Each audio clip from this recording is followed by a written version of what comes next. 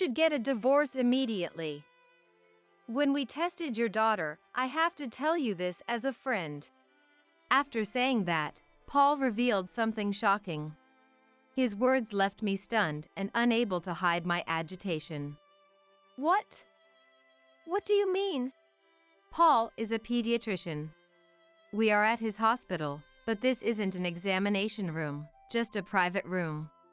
It seems to be a place where unused equipment is stored. Paul brought me here and strongly suggested I get a divorce. But more than that, he revealed an astonishing fact about my daughter, Kate. Listening in disbelief, I saw Paul steady his expression as if he had made up his mind. "This might be hard for you to hear, Rebecca, but please stay calm and listen." Later, I filed for divorce as Paul advised. Due to a conflict with Tom at that time, I had to hastily move out. But perhaps it was a necessary step for a new beginning. My name is Rebecca. I live with my husband, Tom, and my daughter, Kate. In reality, Kate and I are not related by blood. She is the child of Tom and his ex-wife. I met Tom through a friend when I was 29 and he was 33. We bonded over our shared love for movies and food and eventually got married. People around me warned that marrying someone with a child would be tough, but I accepted it with determination. Due to a gynecological condition, I am unable to have children. I thought having a child would only ever be a dream, but Kate, a sweet girl, became my daughter. I was overjoyed. When we got married, Kate was only 3 years old and had little memory of her biological mother. His ex-wife passed away due to complications after childbirth. So, Kate treated me like her real mother and grew attached to me. While I felt happiness, I also felt a sense of guilt towards her late mother, so we all visit her grave every year. During these visits, Kate always says, "I'm so lucky to have 2 moms." Kate. Kate is kind and very sweet. I always held her little hand, determined to make her happy. This year marks our 5th visit to the grave. Kate is now 8 years old. As usual, we offered our prayers together. Hey! Hurry up! Let's go! Tom called out from a distance. Though he was visiting his late wife's grave, Tom quickly paid his respects and was ready to leave. Over the past few years, I've started to feel that Tom's behavior was a bit cold. If I didn't prompt him, he wouldn't even think of visiting the grave, which made me feel increasingly uncomfortable. I wondered if it was because he was a man, but even so, it seemed too cold. Tom was still kind to me, which made the disparity even more noticeable. After getting married, I realized Tom tended to neglect Kate. He works in pharmaceutical research and is always busy. It seems he left all the child rearing to his ex-wife and didn't know much about Kate. Even at the beginning of our marriage, we had exchanges like this.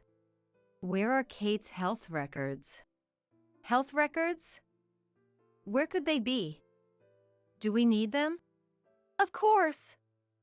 They contain important information about her birth and vaccinations. Tom had no sense of responsibility as a parent.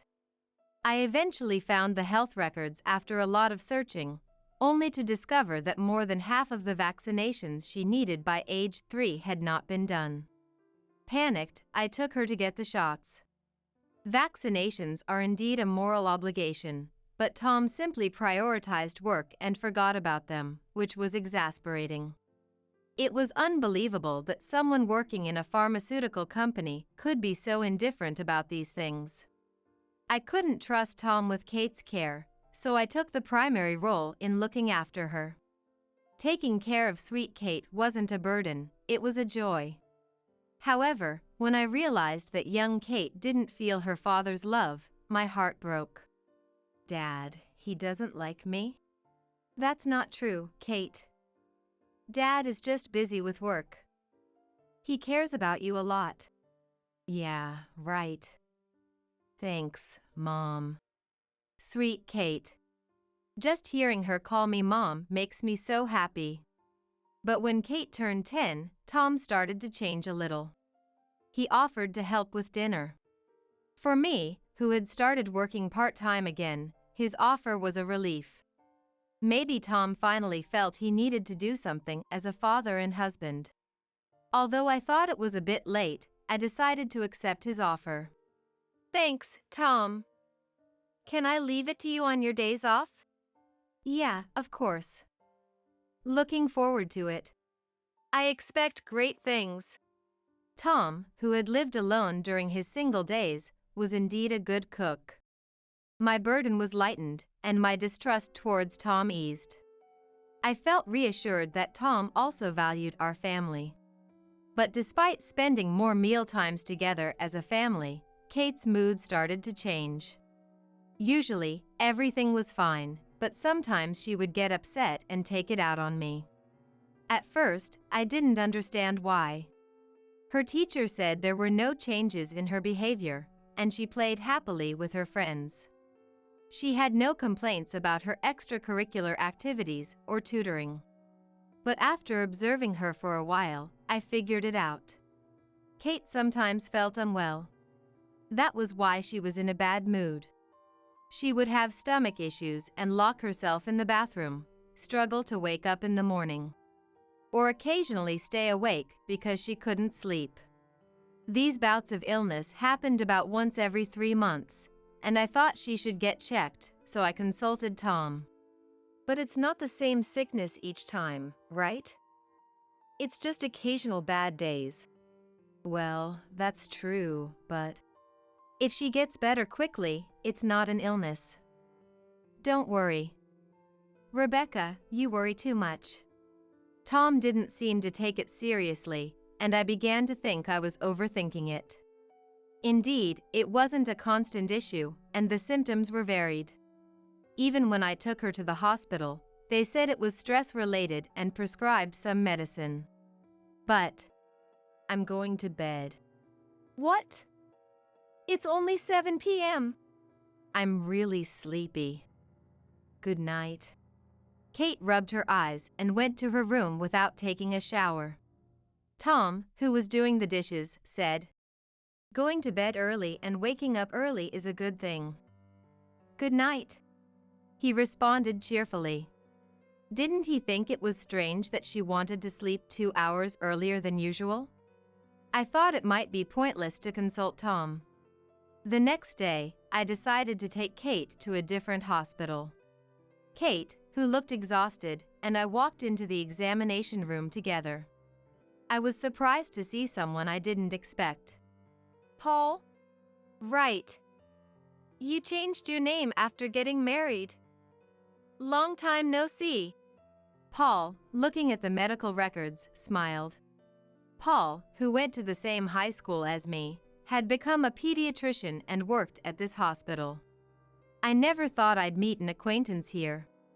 Paul, who was kind and secretly popular in our class, was still gentle and calm. Feeling reassured by the unchanged Paul, I reported Kate's recent symptoms. Her body doesn't show any particular signs of illness, but would you like to run some tests? Yes, please. Hearing this, Kate, who was sitting next to me, said, "Tests?" with an unhappy look on her face. Don't be upset. It's important to check your health, Kate. Okay.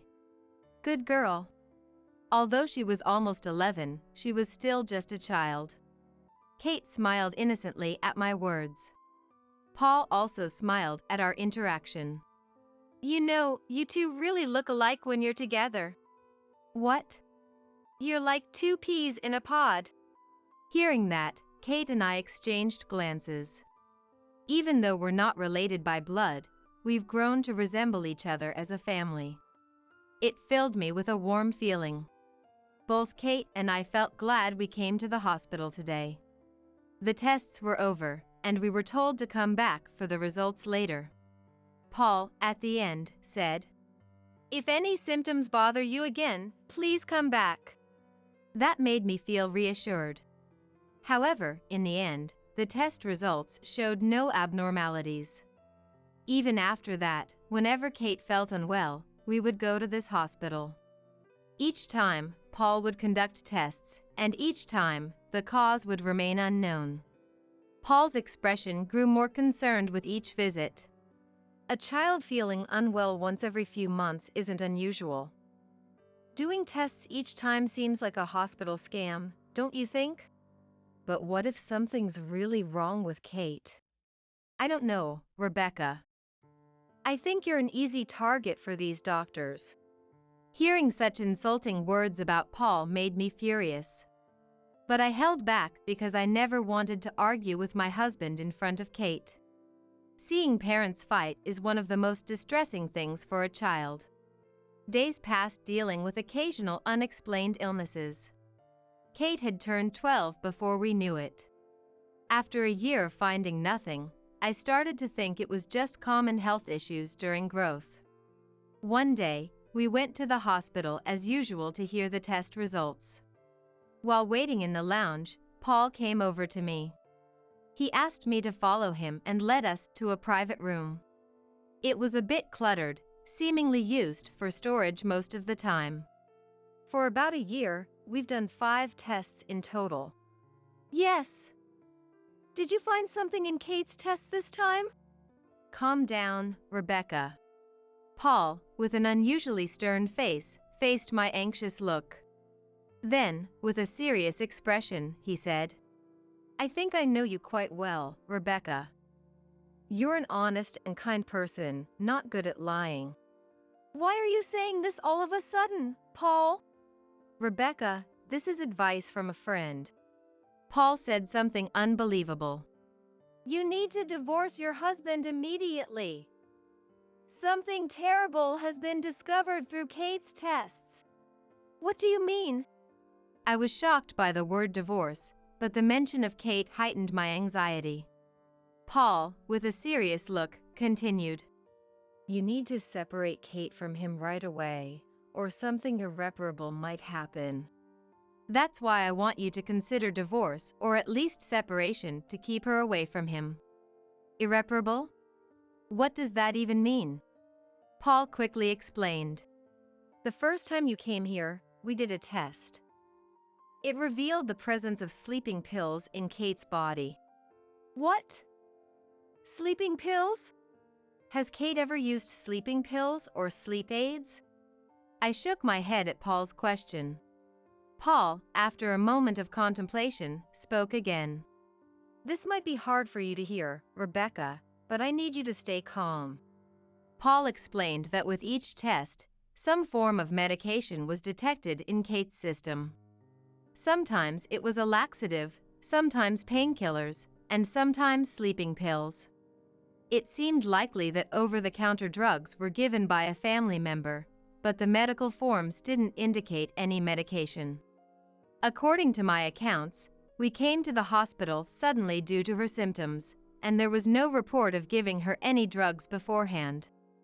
Furthermore, she showed symptoms like diarrhea when laxative components were found, and fatigue and sleepiness when sleeping pills were detected, clearly indicating drug-induced. This led to suspicions that Kate was being given medication by one of her parents, causing her to feel unwell. Naturally, I was also under suspicion. However, to continue the investigation without alerting me, the detection of the drug's components was kept hidden from me as well.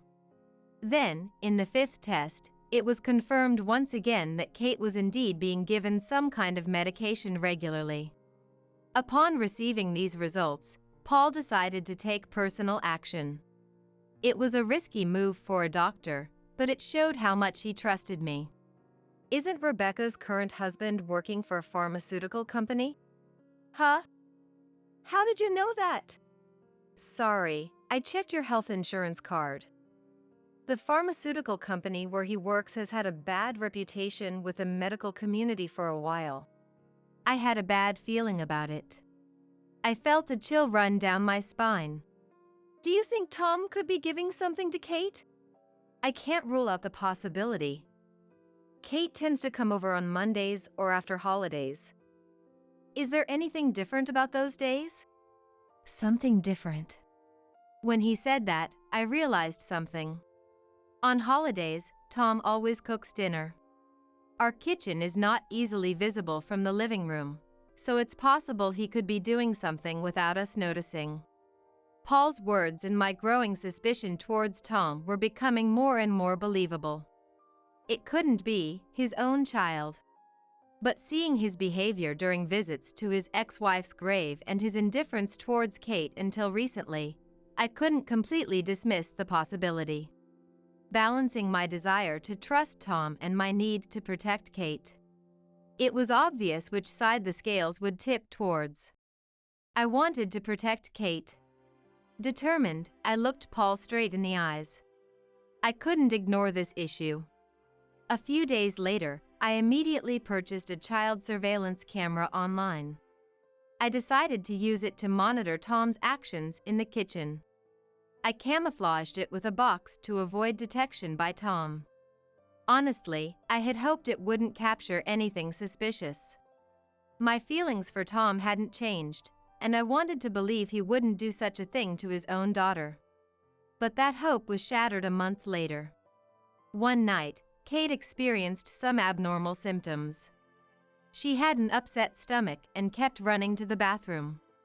Sensing something was wrong, I quickly checked the surveillance camera. What I saw was horrifying. Tom, preparing dinner as usual on the weekend. Taking something out of his pants pocket when he thought we weren't looking. A small bottle containing some kind of powder. He put it into one of the dishes. It was Kate's special soup bowl. Mixing the powder into the soup, his expression was not clearly visible from the camera. A mix of disbelief and anger surged through me. How could he give Kate something harmful? After saving the video, I went to the freezer. Since Tom cooked, we had been freezing Kate's leftovers. Frozen packs of Kate's soup. The remnants of that powder should be there. I made sure to push it further back to avoid Tom finding it. This was advice from Paul. Video alone would only be circumstantial evidence, so physical evidence was also needed. I calmed myself and prepared a glass of water for Kate, who had just come out of the bathroom. "Are you okay, Kate?" Yeah. This happened before, right? Maybe my stomach is just sensitive. Yeah. Maybe. Kate, looking exhausted and drinking the water, seemed in pain. I didn't want to hurt Kate by letting her think it was her own body's fault. I firmly vowed to protect her from harm, even if it was her own father. I gathered all the evidence and prepared to confront Tom. On Saturday, as soon as Kate went out to meet her friends as planned, I seized the moment to speak to Tom. What?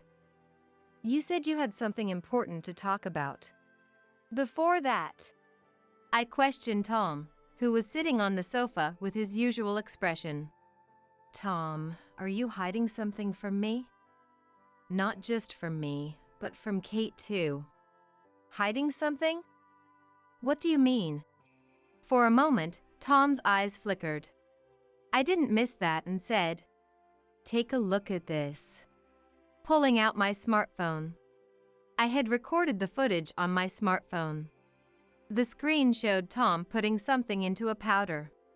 Tom was shocked when he saw it, and I spoke in a firm tone. "What is this?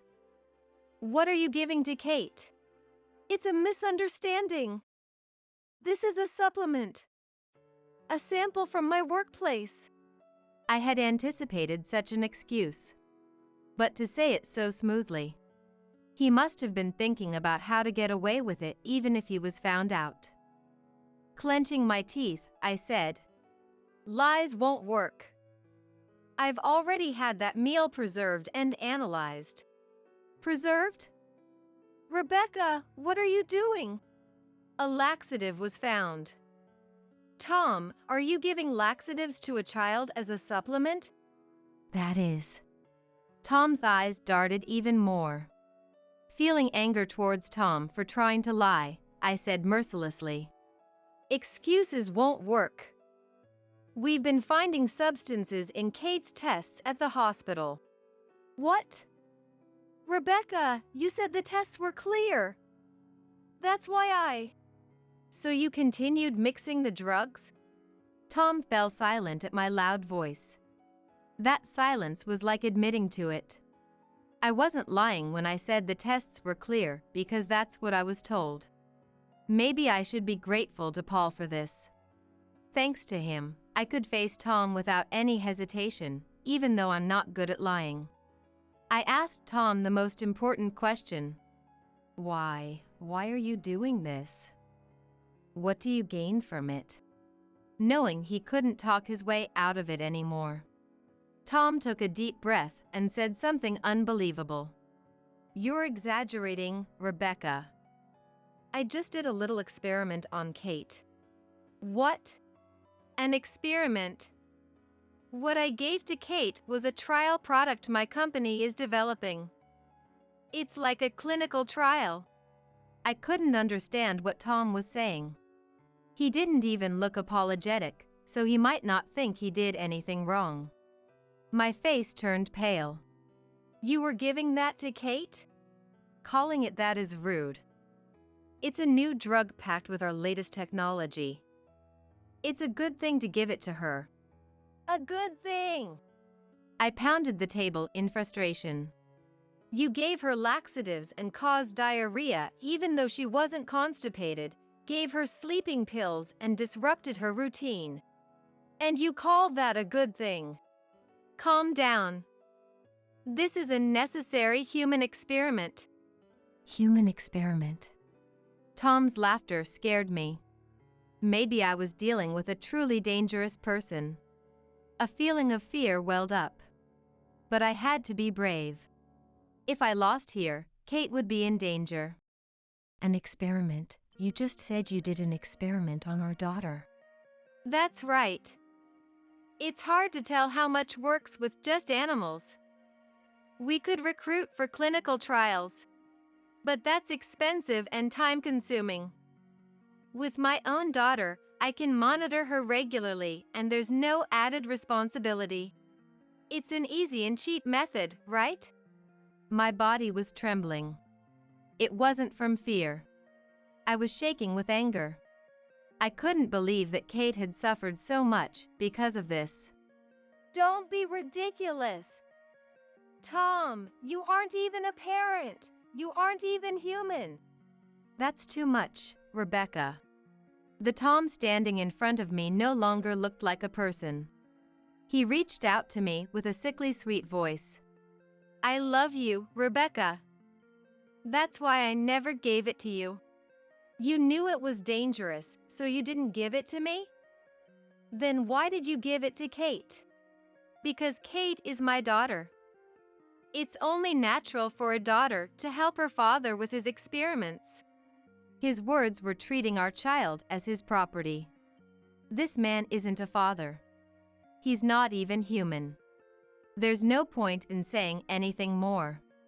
I handed Tom the papers I had been hiding. This is pointless. Let's get a divorce. A divorce? Of course, I'll be taking Kate. With all this evidence, there's no way you'll get custody. And you just gave another damning statement. I showed him the divorce papers along with a hidden voice recorder. When I pressed play, Tom's horrible words filled the room again. I stopped it quickly, not wanting to hear more than necessary, and for the first time, Tom looked shaken. No! I don't want a divorce. Now he doesn't want a divorce? I looked at Tom with cold eyes. I've already signed my part. Now you sign it too. But I love you, Rebecca. I don't love you anymore. I said it firmly. There's no love left for Tom, who has only hurt Kate. It will be hard for Kate from now on. But I can't leave her with someone who talks about human experiments. No, Rebecca. Don't cry. Just sign it. As Tom started crying, I felt my emotions growing colder. Tom had loved me before and after our marriage. But his love was twisted. I can't accept such love. After Tom signed, I took the divorce papers and left the house. I drove straight to the courthouse. Just as I was about to submit the papers. No!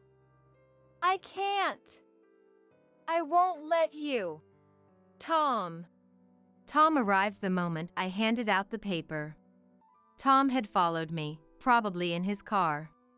He was completely mentally broken, ignoring the stares of others. He clung to my shoulder. Let's try again! I'll never do anything like that again! Stop it, Tom! With so many people watching, I was flustered. The courthouse staff just observed us. Maybe they see family drama like this often.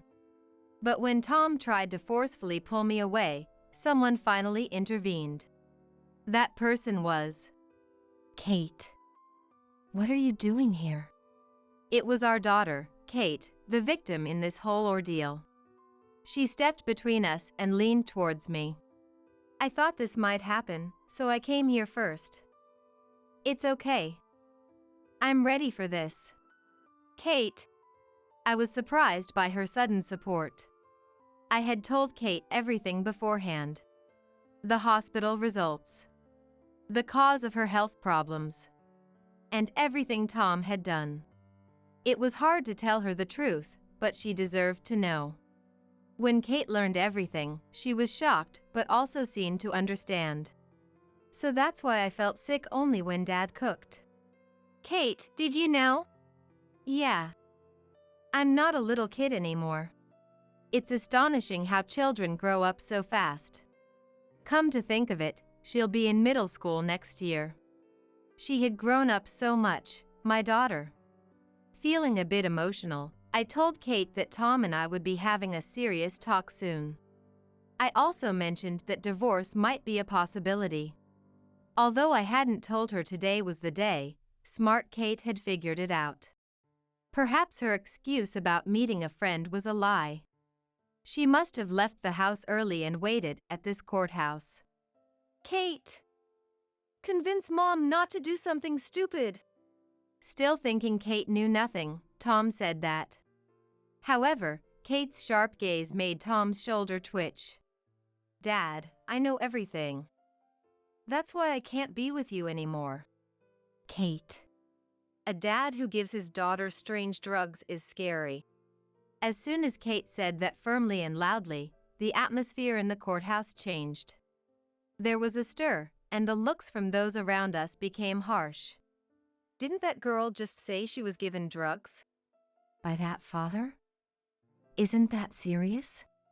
The murmurs of the people reached Tom's ears, making him turn pale. And then, Excuse me. Can we have a word? Huh? The police? A police officer who happened to be there approached us. The officer grabbed Tom's arm as he tried to escape. I've been concerned since earlier. Her comment really caught my attention. I'm sorry, but could you and your daughter come with me too? Yes. Things were escalating quickly. But perhaps this was a good turn of events. With his arm still held by the officer, Tom's face turned even paler. I didn't do anything. We'll hear more at the station, so let's go. Okay. With the stern officer glaring at him, even Tom couldn't resist. He silently began to walk beside the officer. Once quiet, Tom was put into a different police car from us and taken to an interrogation room. Kate and I spoke with another officer and submitted evidence. The hospital was also contacted, and Paul cooperated with his testimony. It became increasingly difficult for Tom to escape the situation. Tom was eventually arrested. The interrogation took several days. During that time, I made sure to submit the divorce papers again. I was relieved to gain custody smoothly. Tom had done something truly unforgivable. The moving process was also done hastily. I decided to move to a place Tom wouldn't know while he was still detained. Luckily, there was an available apartment near Kate's school, so I signed the lease. But staying so close might mean Tom could find us once released. I still had that worry. What if Tom barges in again? However, such worries turned out to be unnecessary. Tom wasn't just detained, he was indicted. The reason was Tom's job at a pharmaceutical company. During the interrogation, questioning about drug management and experiment data revealed the company's overall misconduct. Poor drug management, falsified experimental data, and a different manufacturing process than reported to the authorities. All these were extremely malicious, and what seemed like a family issue turned out to have nationwide implications. The police took this seriously and changed the way they handled the case. Tom, holding an important position in the company, was seen as highly responsible and was indicted. The scandal at a major pharmaceutical company became big news and was sensationally covered by the media for a while. I could only watch in stunned silence. In the end, Tom was fined and sentenced to 2 years in prison. I felt genuinely relieved that I had divorced him before it came to this point. If Paul hadn't urged me to get a divorce back then, our family might have been stigmatized for having a criminal in the family. I feel bad for Tom, but I didn't want to be involved. I can't thank Paul enough for his advice. I felt relieved, but there was one problem. Our household income suddenly dropped. Regrettably, our family had been relying on Tom's high income. I'm taking him to court to ensure he pays child support, but I never know when he might stop paying. I also looked for a full-time job, but it was hard to find one quickly. We were facing financial hardship. Just when I was feeling hopeless about our financial future, I got a call from an unexpected person. It was from Tom's mother, my mother-in-law. My mother-in-law, Sarah, lives alone far away. She's always been a rather cold person who doesn't involve herself much in her son's family affairs. When I attended family meetings as Tom's second wife, she never seemed very interested. I don't really know much about what kind of person Sarah is. Sarah spoke calmly on the phone. I'm sorry, Rebecca. I'm really sorry Tom did that. No, it's... Even though I did it to protect Kate, I knew that I had been the one to push Tom into a corner. I was prepared to be blamed by Sarah, Tom's mother. But Sarah didn't seem to have any intention of blaming me. I should have opposed his second marriage. I was worried about Kate and thought it would be good for her to have a mother. But I'm done with Tom. Then, Sarah offered to give Kate a living inheritance. I was surprised by her sudden offer. Are you sure, Sarah? It's fine. I've already saved for my old age, and I was thinking of leaving the rest of my estate to my only son, Tom, but now. Sarah spoke with a hint of sadness in her voice, explaining that she had been receiving frequent letters from Tom in prison. I thought they might be letters of affection for his mother, but they weren't. They were demands for money and requests for job placements. I was thoroughly disgusted with Tom, burdening his mother even in her old age. He would just waste it if I gave it to him. I'd rather give it to my granddaughter, Kate. Sarah. I realized I had misunderstood Sarah. She seemed uninterested, but she genuinely cared. Of course, we'll keep this a secret from Tom. I'll tell him I used it all myself. Thank you so much, Sarah. I thanked her repeatedly. Of course, I couldn't rely solely on this inheritance. I eventually found a full-time job and started anew. Apparently, after Tom was released, he tried to find Sarah, but she had already moved into a nursing home, so he couldn't locate her. No wonder. I was the one who arranged her admission. We also moved for the second time when Kate started middle school. Everyone in town knew about the court troubles, so we decided to move far away. Kate was happy to move and start fresh in middle school. Now, Tom has no idea where either his parent or his wife and daughter are.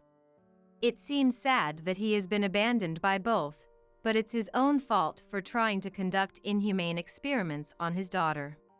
People who don't value their family won't be valued by them.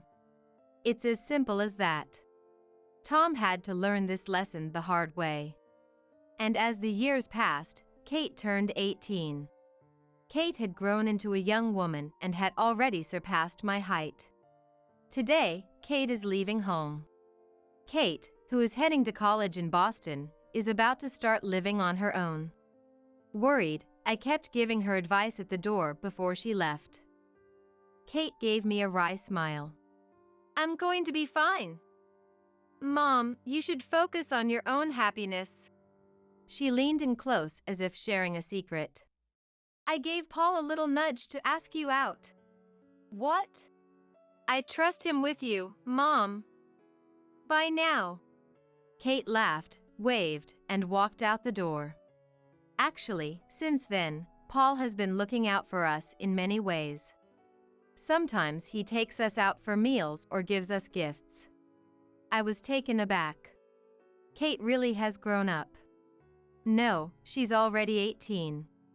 An adult. Her thoughtful words about caring for me made me happy. My sweet, considerate Kate. The memories of the time spent with my beloved daughter are enough to make me feel fulfilled. Feeling content, I looked up at the sky from the doorway. There, the clear blue sky stretched out endlessly. Before moving to this neighborhood, I thought it was just a regular residential area. But it turns out, this place is really active with community events. As a result, interactions with neighbors have become frequent, and now almost everyone is familiar with each other to the point where an unknown person loitering around raises suspicions. Plus, everyone's really conscious about security. Every 6 months, there's a safety meeting where adults and kids from around the area participate, attending lectures on prevention and presenting research findings. The first time I attended, I was surprised by how informative it was, but everything I learned has been useful in daily life. That's why I'm very careful with key management and always check the doors with my son before we leave the house. But sometimes, when I come back home, I feel like the atmosphere or the vibe is different, as if something's off. It's not like there's a lingering scent, but just a feeling of discomfort. My son Keith has also mentioned in secret that he feels like someone has been in his room. The only one in our family who seems completely oblivious to these vibes is my husband Tanner. Really? I don't get that vibe at all. He says with a dismissive laugh, making me regret even mentioning it. Tanner works in the general affairs department of a trading company and has started working from home 3 days a week, according to the company's policy. I work at a shop, so I have to go to work every day. Keith is also out most of the time with school, clubs, and tutoring.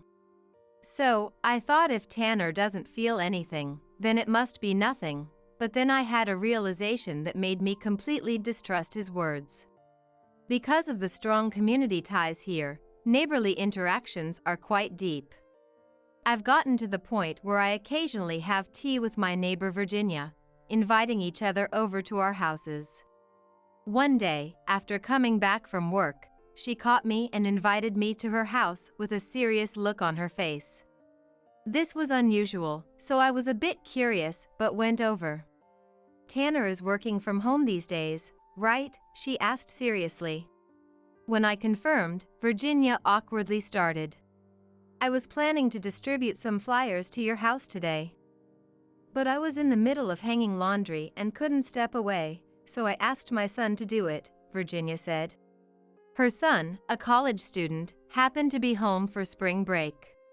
He's always cooped up at home playing video games, so I thought it'd be good for him to get out.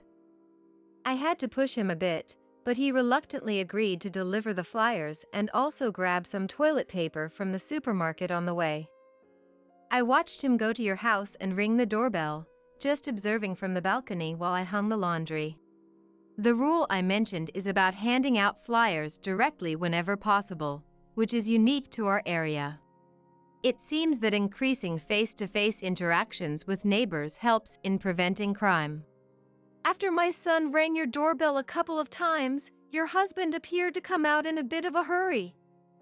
But then, someone else sneaked out of the back door of your house. What? I exclaimed loudly, surprised. I was at work, and Keith was at school and then tutoring. He shouldn't have been home. Could it have been one of Tanner's co-workers? But they wouldn't need to sneak out of the house. As I urged her to continue with a sense of foreboding, Virginia said with a sympathetic look, That was Lucy. Her perm and frizzy hair are unmistakable. She probably thought Abigail or Keith was coming back and hurried out the back. She's had similar issues before, so I was a bit worried.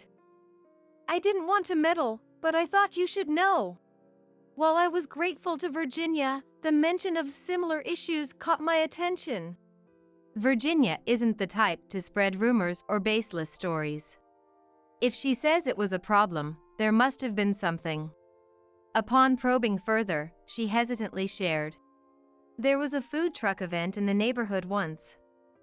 Lucy got too close to a man she was working with there. Even after the event, they were seen together, and the man's wife caught them. It's unclear, but it turned into a big mess involving both families. In the end, the man moved away, and the issue remained unresolved, but many believe Lucy was the instigator. Indeed, Lucy, despite being married, tends to get too close. Especially to men, which hasn't made her popular among the women. Thinking back, I remember Tanner chatting with Lucy at a New Year's party we attended right after moving here. Could it have been since then? Feeling pale, I thanked Virginia and headed home quickly. Entering the house, I couldn't shake off that feeling again. Perhaps it was because of what Virginia told me, but I felt the presence of someone else strongly. I decided to confront Tanner directly. Beating around the bush has never been my style. Hey, did you have someone over today? The sofa cushions seem a bit off. I asked, going on a hunch, but Tanner visibly panicked. So, Lucy was here. No, no one's been here. I was just working in the living room, changed the sofa around a bit for a change of scenery. I'm usually lenient with children's lies. They're still growing and learning, and getting caught in a lie is part of becoming an adult. But I have no tolerance for lies from adults. Especially lies from my husband. Tanner knows about this, yet he tries to hide it. Really? You really didn't let anyone in the house? Thinking this was my last chance, I asked him. But Tanner retorted, Of course I didn't. Abigail, you keep saying you feel someone's presence, but maybe you're just being overly sensitive because of the high crime awareness in our area? At that moment, I was convinced Tanner was having an affair. After that, I started to watch his actions more carefully than ever. When I looked at his behavior with that in mind, it all seemed very suspicious. I found hair that probably belonged to Lucy in Tanner's office, and worse, there were signs someone had been in our bedroom. I couldn't understand how he could leave messages exchanged with her so carelessly while he was showering. The messages they sent each other, talking about how exhilarating and exciting it was to meet, only filled me with contempt. But just hair and screenshots of messages felt like weak evidence. From what I could see in their messages, Tanner and Lucy hadn't made any explicit plans to meet, which might allow them to claim they were just friends. It seems they were communicating within a range that could barely be considered platonic. It seemed I had no choice but to catch them in the act. Wandering around the house with these worries, even Keith must have thought I was acting strange. One day, Keith whispered to me, Hey Mom, you've been looking for something a lot lately. I know. I panicked, thinking he had realized I was searching for evidence of Tanner's affair, but Keith's thoughts were purely childlike. Our house must have a ghost. That's what you're looking for, right? I'll help you catch it for Mom. I remembered once mistakenly asking about ghosts online, thinking it was a paranormal issue. Perhaps it's a case of like mother, like son? Ignoring my reassurances that it was nothing, Keith began excitedly explaining. I saw how to catch ghosts in an anime. I'll set traps in the room, and if a ghost gets caught, I'll get rid of it for you, so don't worry, Mom. The trap he set up was so simple it could hardly be called a trap, but it was harmless enough that even if Keith got caught in it himself, he wouldn't be injured. I gave him the okay and then forgot about it, never imagining that such a trap would actually come in handy. The day that would prove to be fateful was the day of our biannual neighborhood safety meeting. Keith and I were attending, of course, but Tanner, finding it a hassle, chose to stay home. I had anticipated this and suspected that Lucy would sneak in to meet him, so I set up webcams at the back door and in the living room. But I had anticipated this. Thinking that Tanner's affair partner, Lucy, would sneak in, I set up webcams at the back door and the living room. Catching Lucy on camera would serve as decisive evidence for a divorce. With this in mind, I took Keith with me to the community center. This year's safety meeting was quite exciting, having invited a crime prevention consultant as the speaker. They taught us how to identify homes targeted by burglars and the methods of door-to-door scammers, using real incidents as examples, which kept even the children engaged. Mom, I forgot something for the presentation. Can I go back and get it? Keith asked. He was supposed to present at the children's section of the safety meeting, acting out what to do when approached by a stranger, with little Keith playing the victim.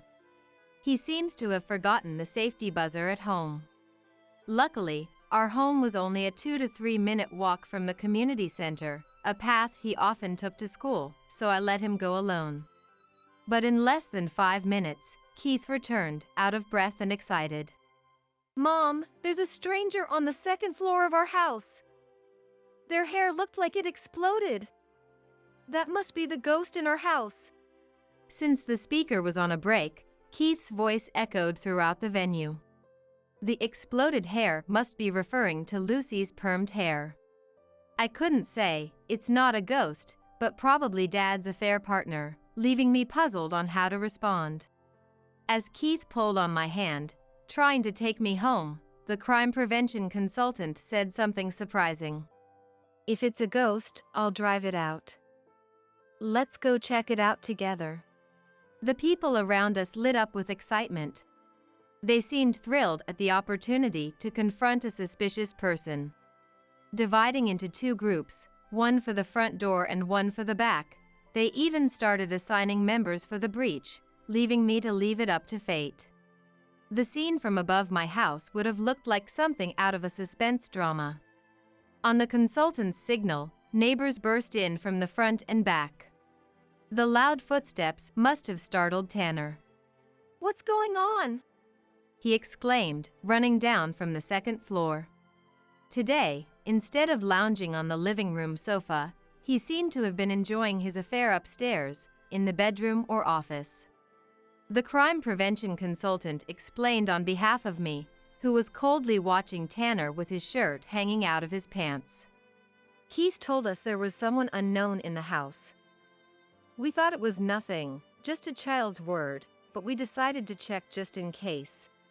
While he spoke, his gaze shifted around without letting his guard down, truly a professional demeanor. He probably noticed his suspicious behavior as well. But Tanner, desperate not to get caught, blustered. That's ridiculous. I've been alone at home the whole time. So, no one has been in this house. He wanted to claim that no one had come or gone, but a sudden scream interrupted him. Ah! What is this? After a loud crash and a scream from upstairs, everyone's attention shifted.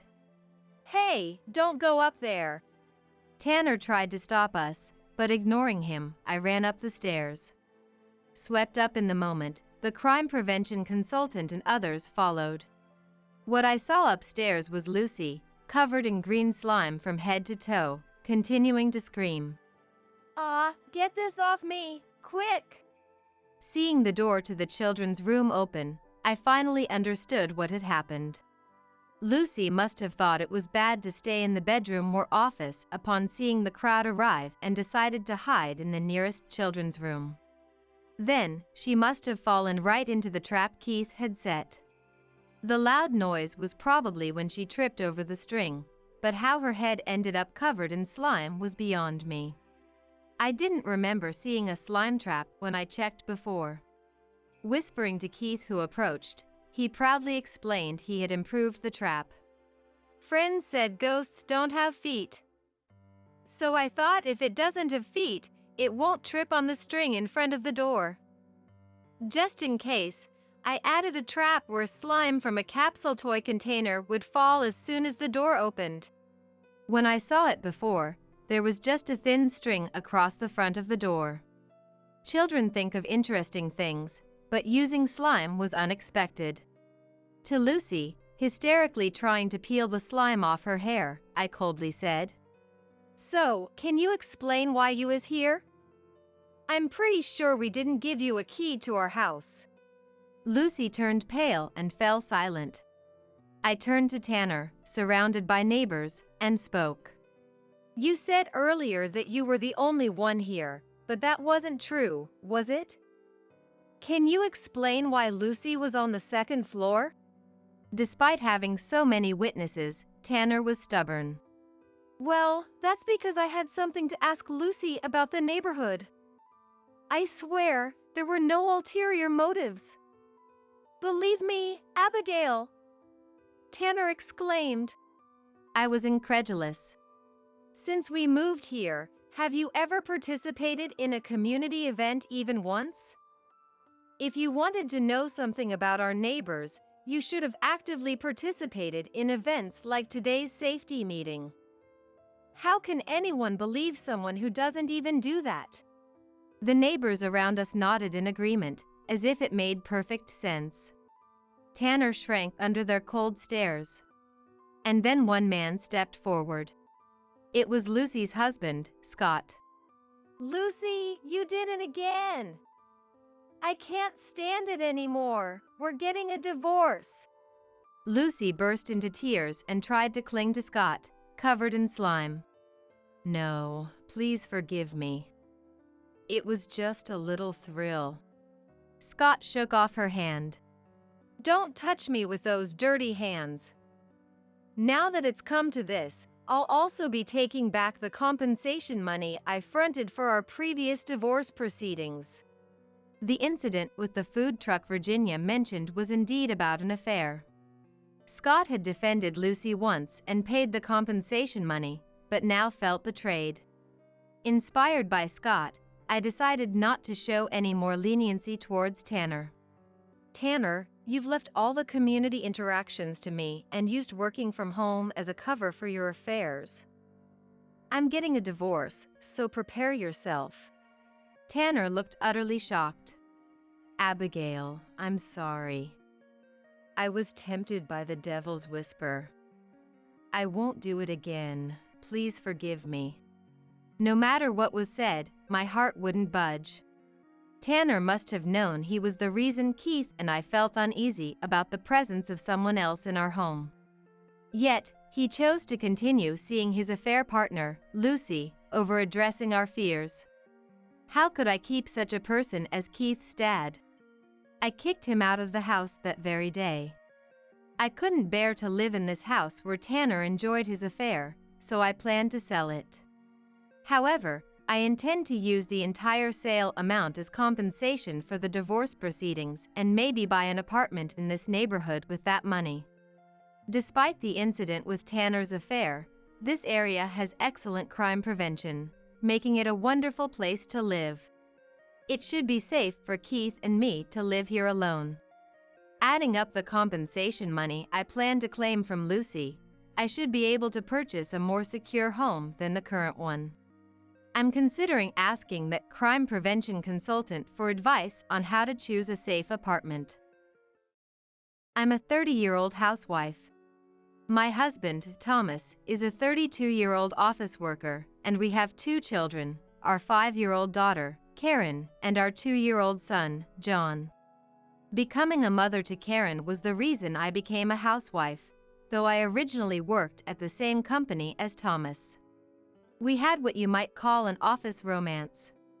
Although Thomas and I were in different departments, we often visited each other's desks, and after he initiated contact, we started dating when I was 23. At first, we kept our relationship a secret, but as people began to notice, we received a lot of support and eventually got married. Soon after our marriage, I got pregnant with Karen and gave birth the following year. I had planned to return to work after maternity leave, but Thomas said, "I want Megan to take care of the home, and I want Karen to spend a lot of time with her mom. I'll work hard and earn for us." Encouraged by this, I decided to quit my job and stay at home. Fortunately, Thomas earned a decent income, and I agreed to his wish. As a housewife, I gave birth to our second child, John, 2 years ago, and our family of 4 has been living together since. With just Karen, it was manageable, but having 2 children made me worry about saving for the future on just Thomas's salary. After discussing it with Thomas, we decided it was time for me to go back to work. However, just as I had finally found a job, Thomas dropped a bombshell. He was being sent on a solo assignment. I have to go to the Seattle branch for at least a year, maybe 3, starting in 2 months. What? Seattle? But I've just found a job. This is really inconvenient. Can't be helped. It's already decided. What about the kids' daycare and their friends? Why are you bringing up their friends? Because moving to Seattle means saying goodbye to them. Ah, sorry, that came out wrong. I'll be going to Seattle alone. I've told my mom and she's okay with it because Megan will be there for the kids. It'll be fine. You're going alone? But your company could have refused, right? Why didn't you discuss this with me? I wanted you to be there for the kids as their dad. Quit nagging. It's decided. The kids will be happy with Megan, their mom, by their side. And about your job, it's just a part-time job. The pay is barely pocket money. Just quit it. After this assignment, I'll be up for promotion. What about the kids? They're still so young to be away from their dad. Honestly, taking care of the kids has been a hassle. They're not even that attached to me since I'm always at work. They'll be fine without me. This was Thomas's rationale. But back at the company where I used to work, even though they would ask about relocating to a distant location, married employees could refuse without it affecting their evaluation. So, I believe Thomas must have been approached about this a few months ago, agreed to it, and then received his official orders, all without consulting me. Finding out this way, without any discussion on such an important matter, really upset me. And it was the first time I learned he thought taking care of the kids was a hassle. Sure, he'd avoid going out on his days off, claiming he was tired from work, but hearing him say it outright really hurt. The only saving grace was that the kids were asleep during this conversation and didn't hear any of Thomas's words. By the way, I live in Atlanta, so Seattle is a plane ride away. After discussing it with Thomas, we made several promises: to video call once a week, always return messages, keep each other updated regularly, and for him to spend time with the kids when he's back. For now, despite my anxieties, I've decided to send him off with a good spirit since complaining won't change anything. In the first few months after Thomas left for his solo assignment, he kept his promise to video call, sent presents for the kids' birthdays, and always came back for long vacations. fulfilling his role as a dad during Christmas and Thanksgiving within his limited time. However, as time passed, he started using his busy schedule as an excuse to reduce the frequency of our video calls and began to ignore my messages, essentially breaking most of our agreements. With support from both our parents, I started working, and last year, I began working as a full-time employee. About a year and a half after Thomas started his solo assignment, I received a message from my former coworker, Savannah. Megan, did you and Thomas split up? No. We're not split up. He's on a solo assignment, so communication has been a bit scarce. Thomas might be cheating on you at his assignment location. What? Why would you suddenly say that? To my surprise, my former coworker sent me a screenshot of a social media post. It showed Thomas with a woman in her mid-20s, both smiling and showing off rings on their ring fingers, with the caption "Getting married soon." Who is this? Wait, getting married as in marrying Thomas? I'm not sure, but a colleague of mine, Steven, who went to the Seattle branch, said he saw Thomas walking closely with a woman when he tried to invite him for drinks after work. Savannah continued to share what she learned. Steven, upon spotting Thomas with the woman, called out to him without thinking, but the woman said, "Thomas has always been so helpful," making Steven realize something was off for the first time. Thomas seemed pale, but the woman, unfazed, even invited Steven to join them for a meal. Apparently, both Thomas and Steven initially declined, but a colleague from the Seattle branch of Thomas's office was eager to join. I'm going to join the dinner too. He seemed enthusiastic about it, and that led to a strange dinner where they ended up exchanging social media contacts with the woman Thomas was cheating with. Of course, Thomas made Steven swear to secrecy, and Steven agreed. I'm dating Steven. That's why I was using his phone when I got a social media update notification. It was annoying on the screen, so I was going to delete it but ended up tapping on it, Savannah said with a bitter expression. When I confronted Steven about it, he confessed everything. Since Thomas is his senior, he felt he couldn't speak up after being told to keep quiet. I'm really sorry. Savannah said that and bowed her head to me. No, thank you for telling me. After this conversation, I immediately consulted my parents about it. I wanted to hire a detective, but, having just started working, I didn't have the disposable income. My parents were furious after hearing my story and seeing the photo, and they offered to cover the investigation costs. It didn't cost much, because Thomas was living with his affair partner, Kelly. Quickly gathering evidence, I thought about filing for divorce right away, but being a housewife with no stable income at the time, and realizing the tough situation it would put me and the kids in, I spent the next 6 months job hunting until I secured a position. After working hard for a year to stabilize my life, just when I was about to propose divorce to Thomas, my assignment is over, and I'll be back next week, he messaged me out of the blue. Yeah, you could have told me sooner. I swallowed those words and asked Thomas about his return schedule, deciding to welcome him back. On the day Thomas was supposed to return, I couldn't make it because of work, and the kids were at my parents' house, so Thomas was supposed to come back to an empty house. But what awaited him was actually my daughter Karen, now in the 2nd grade, 5-year-old John, and my mother, Serena. I'm home. Hey, Megan? No one's here to welcome me back? Thomas, weren't you supposed to come back later? Huh? Serena? Why are you here? Peeking out from behind her surprised grandma was Karen. Oh, Karen. You've gotten so big. Thomas apparently spread his arms to hug her, but Karen ignored him and said, Grandma, let's go back to your house quickly. Karen? It's Dad embarrassed, maybe? Oh, there's John too. Come here. No, Grandma, who is this man? Dad, what are you talking about? Mom and Grandma said not to follow strangers. Is it okay? Dad got John's favorite chocolate. Mom said chocolate from scary people doesn't taste good, so I shouldn't take it.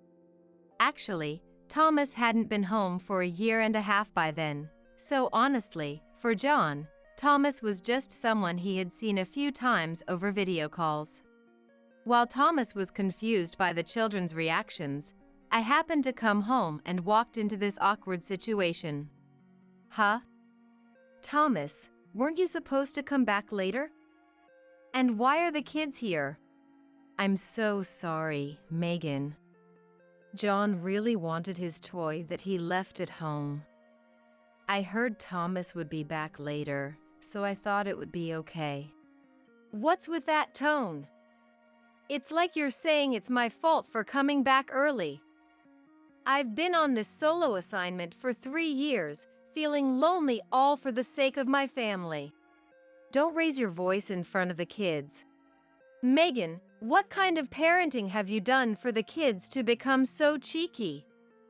Karen is ignoring me, and John is treating me like some unknown old man. It's obvious, isn't it? Old man, what do you want now? It was Karen who spoke up, blaming Thomas. After leaving us behind, you didn't keep your promises to Mom, and you didn't want to take care of us, right? That's why you left, isn't it? What are you talking about?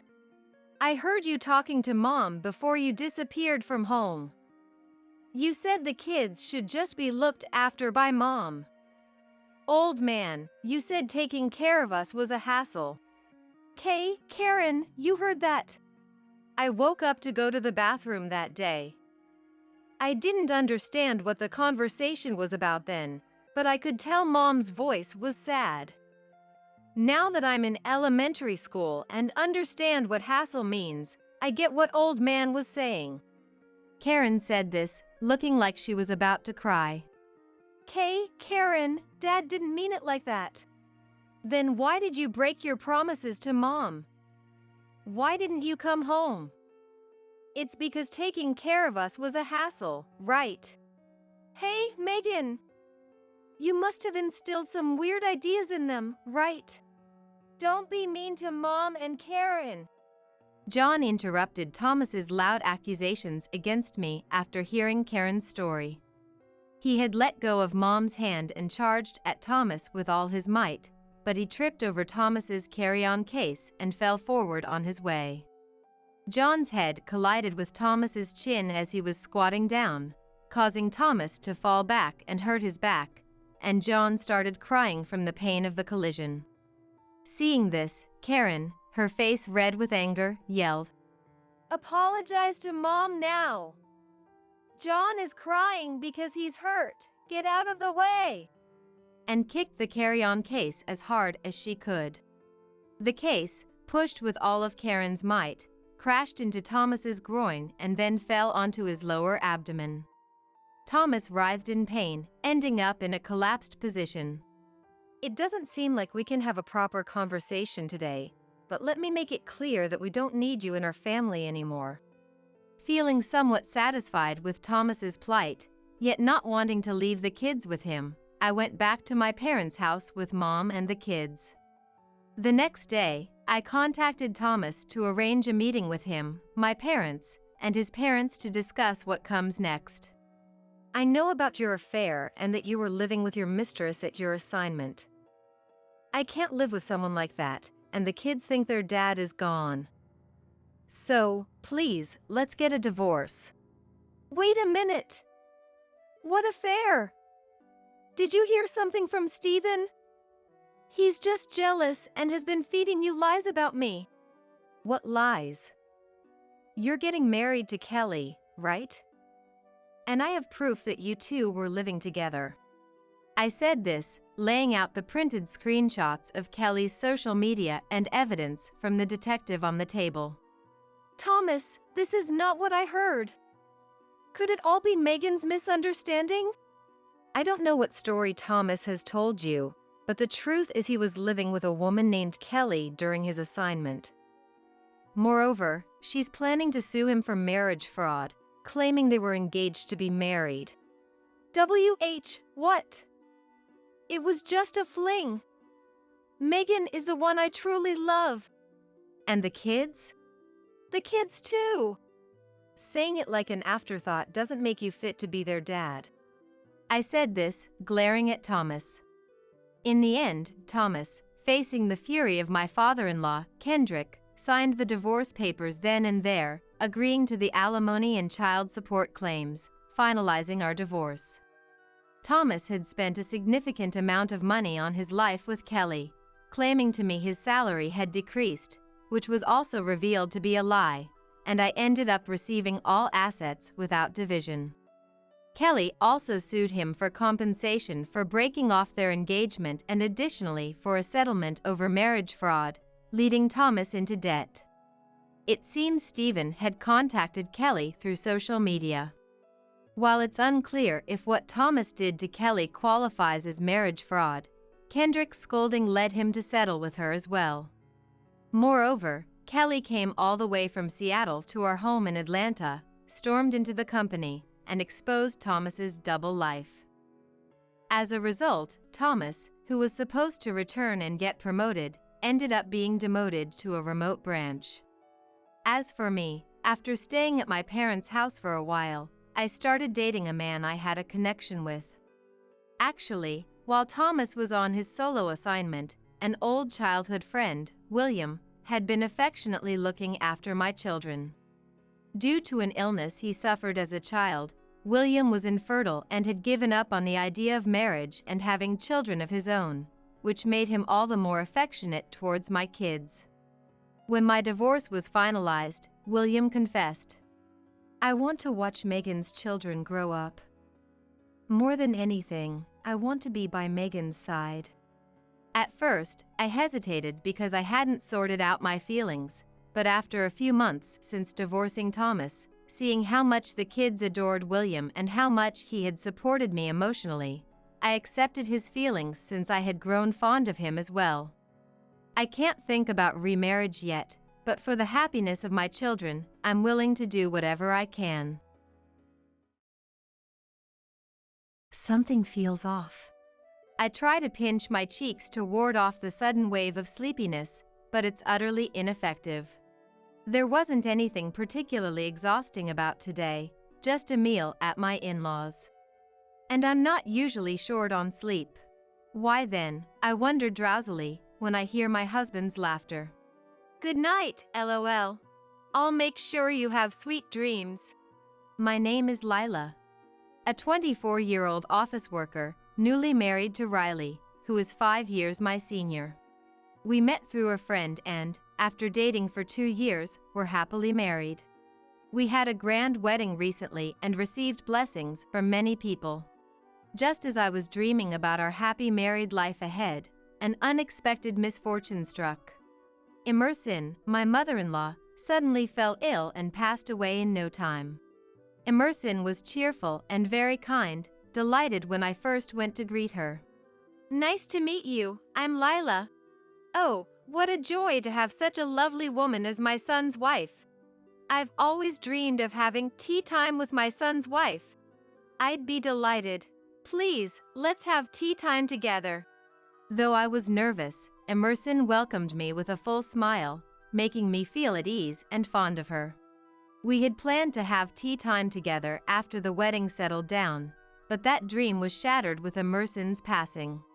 We were busy with Emerson's funeral, sorting out her belongings, and handling the inheritance, finally settling down a year later. Then, I got a call from Trevor, my father-in-law. Layla, how about a meal at our house next weekend night? I'm thinking of ordering takeout. Yes, of course. Thank you. So, I was invited to dine with Trevor next weekend night, along with Riley. Trevor ordered Singaporean cuisine, which he loves, and we enjoyed the feast. The three of us gathered around the dining table. It was my first time trying Singaporean cuisine, and everything was delicious. Except the soup tasted oddly. Curious, I asked my husband. Hey Riley, doesn't this soup taste a bit strange? That's just how this dish is. You're not used to Singaporean cuisine, haha. Though Riley laughed it off, I couldn't stomach the soup, so I avoided it and ate the other dishes. Then, I felt Trevor's sharp gaze. Lila, I went through the trouble of ordering this, so make sure you drink the soup. Startled by Trevor's outburst, I hurriedly gulped down the soup. It still tasted weird. The strange taste spread throughout my mouth, and I tried to cleanse my palate with water and other dishes. Gradually, my vision blurred, and I found myself slumping over the table. What's happening? I'm incredibly sleepy. This isn't good. I'll really fall asleep. I need to stay awake. As my consciousness faded, I could hear Riley's laughter. It seems to have worked. Dad, is that thing ready? Of course, it's all set. It's in the dresser drawer in the bedroom. The new ones are amazing, only 0.01 millimeters thick. We didn't have those when I was young. Realizing Riley and Trevor were discussing contraceptives, I felt a sense of danger but then lost consciousness completely. When I woke up, I was in a hospital bed. What happened? I murmured groggily. Oh, thank goodness. You're awake. Looking towards the voice, there was our neighbor, Luella. Luella immediately called the doctor, who explained that I had been given a large dose of sleeping pills. Sleeping pills! So that's why the soup tasted so odd. Then, I learned from Luella. Your dad and husband ran off in the car, so I accompanied you in the ambulance. I'm so glad you woke up safely. Really? Thank you so much. I'm sorry for the trouble. But what do you mean Dad and my husband fled in a car? Actually, Luella found out that the fire alarm was ringing at my in-laws' house and it wouldn't stop, so she decided to check on them. When she rang the doorbell, Trevor came out. Yes. What's going on, ringing the fire alarm like this? It's been going off for so long. Haven't you found the source yet? This is serious. I'm coming in. Please, it's okay. Don't come into the house. What are you talking about? We're supposed to help each other out in times of need. Luella said that, barging into the house, and found me lying listlessly in the living room. Oh my! You've collapsed from inhaling smoke. This is terrible. I need to call an ambulance right away. No, this is different. Trevor and my husband tried to deny it hastily, but Luella was convinced I had collapsed from smoke inhalation and called for emergency and fire services on the spot. Lila is just sleeping. That's right. My wife is just tired and sleeping. There's nothing to worry about. Despite their desperate explanations, Luella objected. It's strange that she won't wake up with such a loud noise going on. I'm worried. I wonder if the ambulance will arrive soon. Luella was frantic. Before we knew it, people had started gathering. Riley and Trevor began to sweat profusely. Soon after, Riley and Trevor hurriedly jumped into a car and fled, leaving me behind. That's why Luella ended up accompanying me in the ambulance. Such a thing. Thank you so much. I expressed my gratitude to Luella. Then, when I told the doctor about the conversation I heard between Riley and Trevor before losing consciousness, he grimaced and made a call, and I was informed that Riley and Trevor were also admitted to the same hospital. Riley and Dad are hospitalized. Why? Apparently, after fleeing the house in the car, Riley and Trevor were driving frantically to get as far away as possible. As a result, the car Riley was driving crashed into the wall of a mansion, causing an accident. Both were brought to this hospital by ambulance, severely injured with broken bones, but their lives were not in danger. Hearing the reason for their admission, I was overwhelmed with anger, disgust, and various other emotions. They got what they deserved. I'll never forgive them. I decided to hire a lawyer and sue over this incident. Then, sleeping pills were detected in the soup bowl I had finished, and Riley and Trevor were arrested for assault. The news even reported on the incident. Later, during the police investigation, they were rearrested for attempted rape. Trevor was stressed from being busy with Emerson's funeral and other matters, becoming frustrated. He was planning to visit a nightclub, but when Riley found out, he made a proposition to Trevor. Dad, if you're that frustrated, I can lend you Lila. But in return, give me Mom's kimonos. Eh? Really? I'd be thrilled to be with young Lila, but... Why Mom's kimonos? Are you running out of money? Yeah, I kinda blew through my savings.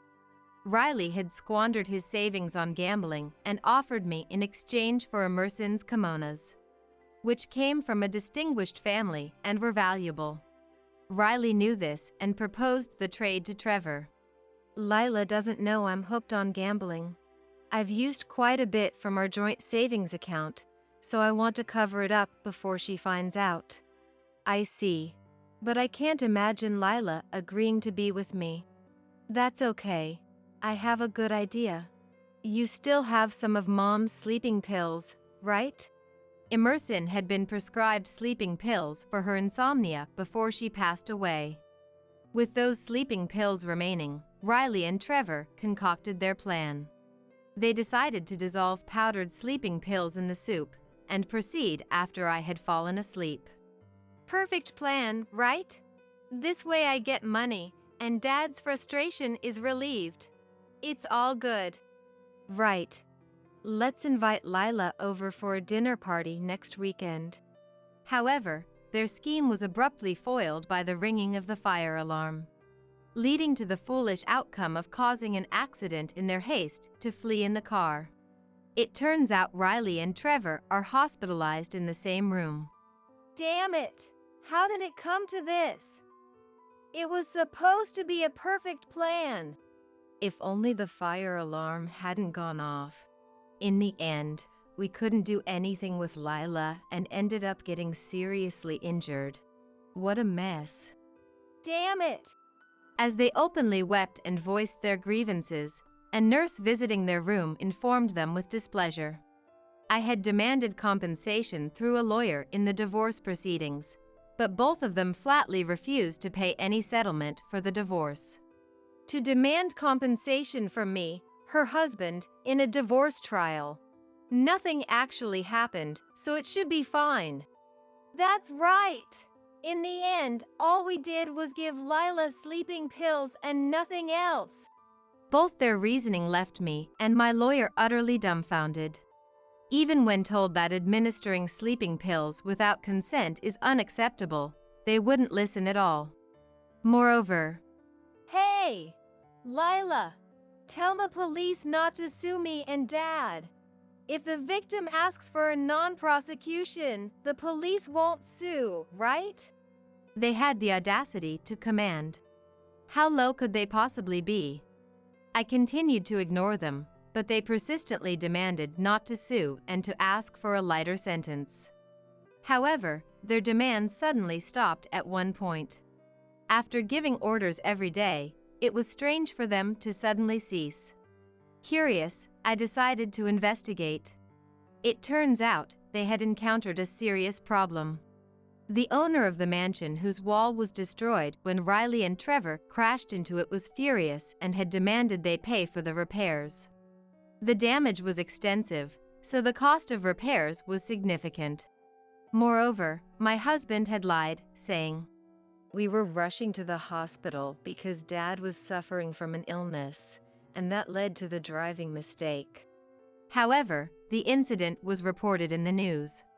Upon learning the truth, the mansion owner became even more enraged and insisted on receiving both the repair costs and compensation from the divorce trial.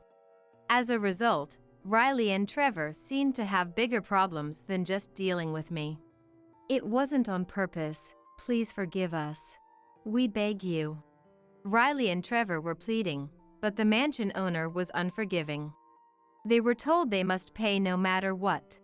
Since the mansion owner hired a lawyer, Riley and Trevor also had to hire one to handle the situation. Since I had a lawyer as well, the compensation for the divorce was smoothly negotiated between the lawyers. Given their clear wrongdoing, our demands were almost fully met. I also demanded and received the money Riley had misappropriated from our joint savings account. Although I hadn't noticed his gambling addiction, I remembered how his overtime had suddenly increased at one point. Probably, he was lying about working late and going to pachinko instead. And so, I naturally proceeded with the divorce from Riley. The negotiations were handled by our lawyers, and though initially reluctant, Riley agreed to the divorce when I firmly insisted. Riley's lawyer played a significant role by convincing them that they were in a very unfavorable position and needed to show sincerity. Later, I went to thank our neighbor Luella again. Thank you so much. I don't know how to express my gratitude. Oh, I didn't do anything special. It's good that you're safe. Perhaps Emerson was looking out for you.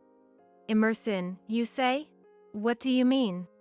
After I was taken to the hospital in an ambulance, the firefighters came and checked the cause of the fire alarm. However, the only source of fire in the house was a candle on Emerson's altar, which no one should have lit. This wasn't enough to trigger the fire alarm, indicating a possible malfunction as there were no other signs of fire. Maybe Emerson is always watching over you? She was so happy to have such a lovely daughter-in-law, Luella told me with a smile. It might have been a coincidence, but even so, I felt a warmth thinking about Emerson's kind smile. After expressing my thanks to Luella again, I headed to a certain cake shop. This shop sells a chocolate cake that I've always loved.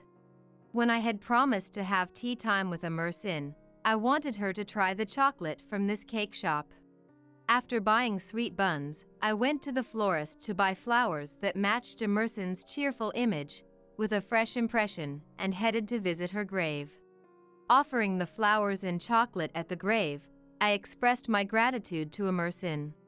Dear Emerson, thank you so much. Your help saved me. Though I've divorced Riley, I will always love you, Mom. I wished I could have talked more with Emerson. I wanted to have that tea party. This chocolate was meant to be shared with you, Emerson, during our tea time.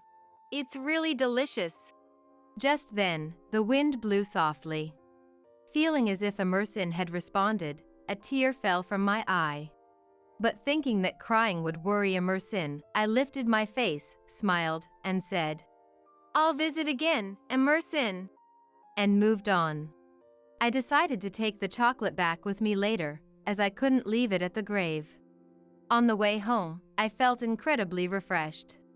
Despite everything, I vowed to live energetically from tomorrow on. Returning to single life, I threw myself into work more than ever before.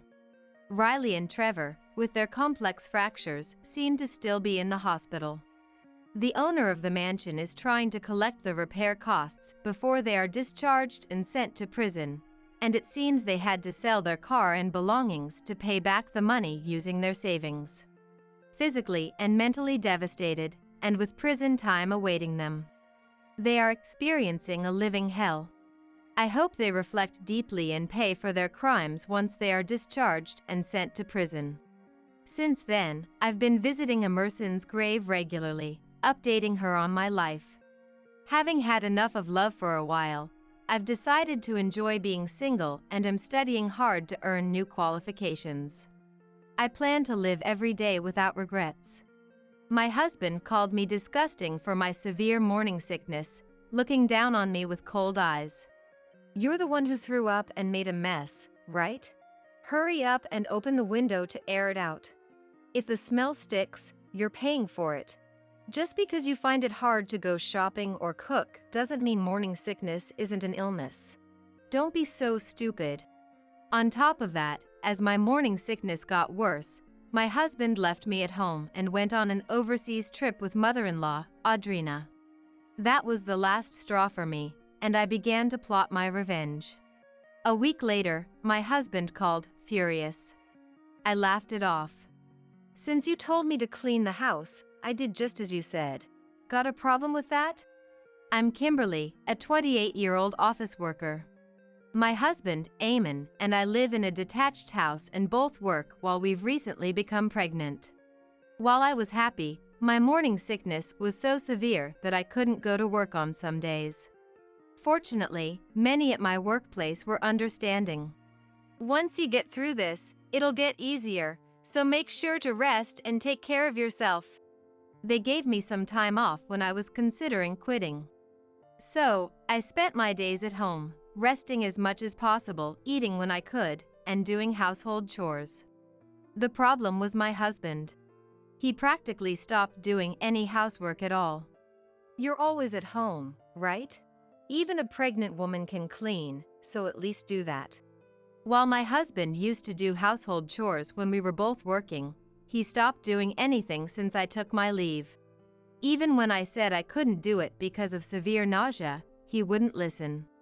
Moreover, he compared me to other pregnant women he had seen, saying, "Just being lazy and slacking off in the name of morning sickness." Furthermore, he was extremely averse to me vomiting. The first time I vomited at home, I didn't make it to the toilet and ended up using the living room trash can. Seeing this, my husband, pinching his nose, hurried me to ventilate the room and kept yelling at me, even though my nausea hadn't subsided. Although I vomited into a plastic bag in the trash can, so the can itself wasn't dirty, he made me dispose of the bag and then threw the trash can away. Hey, what's with that attitude? Why are you telling me to open a window when I'm vomiting? You could open it yourself. And I properly sealed the double bag before throwing it away, so why throw out the trash can in front of me as if to make a point? Disgusting, smelly, don't talk. Even if it's in a plastic bag, droplets might have gotten on the trash can. After that, no matter what I said, don't talk because it's smelly, he wouldn't even listen. I started to consider divorce. Maybe once my morning sickness settled down and I could go back to work, my husband would return to being the kind and helpful person he used to be. But could a husband who hurled such abuse at me while I was suffering return to how he was? Or was this his true nature? As I worried, my morning sickness only got worse. With nausea hitting me multiple times a day, I started carrying a plastic bag with me everywhere in the house to vomit without my husband seeing and dispose of it. However, one time, I didn't manage to dispose of it in time, and he saw me with the bag. "Don't touch anything, all right? You're paying for the sofa you just sat on since you're going to dispose of it because you dirted it." He looked at me with utter disgust. When I impulsively brought up divorce, I noticed he was holding a pamphlet in his hand. He spread it out to show me. "In about 2 weeks, I'm going on a trip overseas with Mom. We plan to stay for about a week. Don't slack off on cleaning just because I'm not here. Keep the house clean." What? What are you thinking? While looking at me coldly, my husband laughed in a low voice. "I don't want to stay in a house you've made filthy. The morning sickness should settle down in about 3 weeks, right? By the time I'm back from the trip, it should be nearly over, so clean the house in the meantime." Fine. I'll give the house a thorough cleaning. The next 2 weeks were tough for me. He doubled down on doing nothing, even eating strongly scented meals or spraying harsh perfume around the room despite my pleas because it made me nauseous. Despite locking me in the bathroom, he'd bang on the door furiously and yell if he wanted to use it himself. This lifestyle continued. I immediately informed my parents that I had decided on divorce. Since my husband's attitude changed, I had been discussing it with my parents, who must have realized from my words that convincing me otherwise was no longer possible. They told me to come back home immediately. However, just divorcing and returning to my parents' home wasn't enough for me. I was determined to teach my husband, who lacked any awareness of being a father and thought nothing of the individual differences in pregnancy and morning sickness, a lesson. 2 weeks later, I saw my husband off with a large carry-on bag. These 2 weeks were the peak of my morning sickness, and I had lost more than 2 kilos. If it continued like this, I would end up hospitalized due to severe pregnancy sickness. Seeing me visibly thinner, my husband still called me dirty and, after repeatedly ordering me to clean the house, fled like he was escaping. I stayed at the entrance until he was out of sight, then took a deep breath and made a phone call. A week later, I was leisurely sitting in my parents' living room when calls from my husband kept coming in.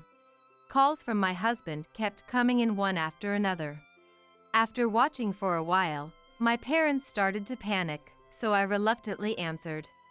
Don't mess with me. What the hell is this? Explain.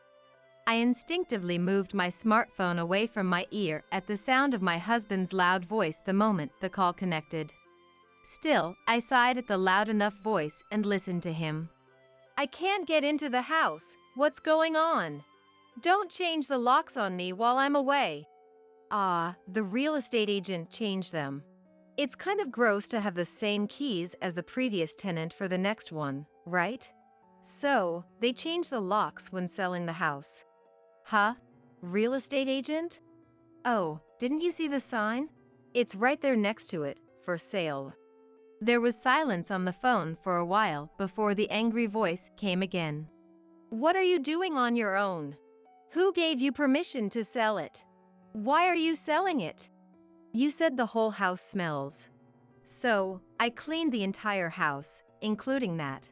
And why would I need anyone's permission to sell my house? Your house. That's not right. That house belongs to your grandfather. It's a crime to sell it without being the title holder. That house was given to me, I remodeled it, and it's in my name. You can't just sell it if you're not the title holder. Indeed, the house we lived in belonged to my grandfather.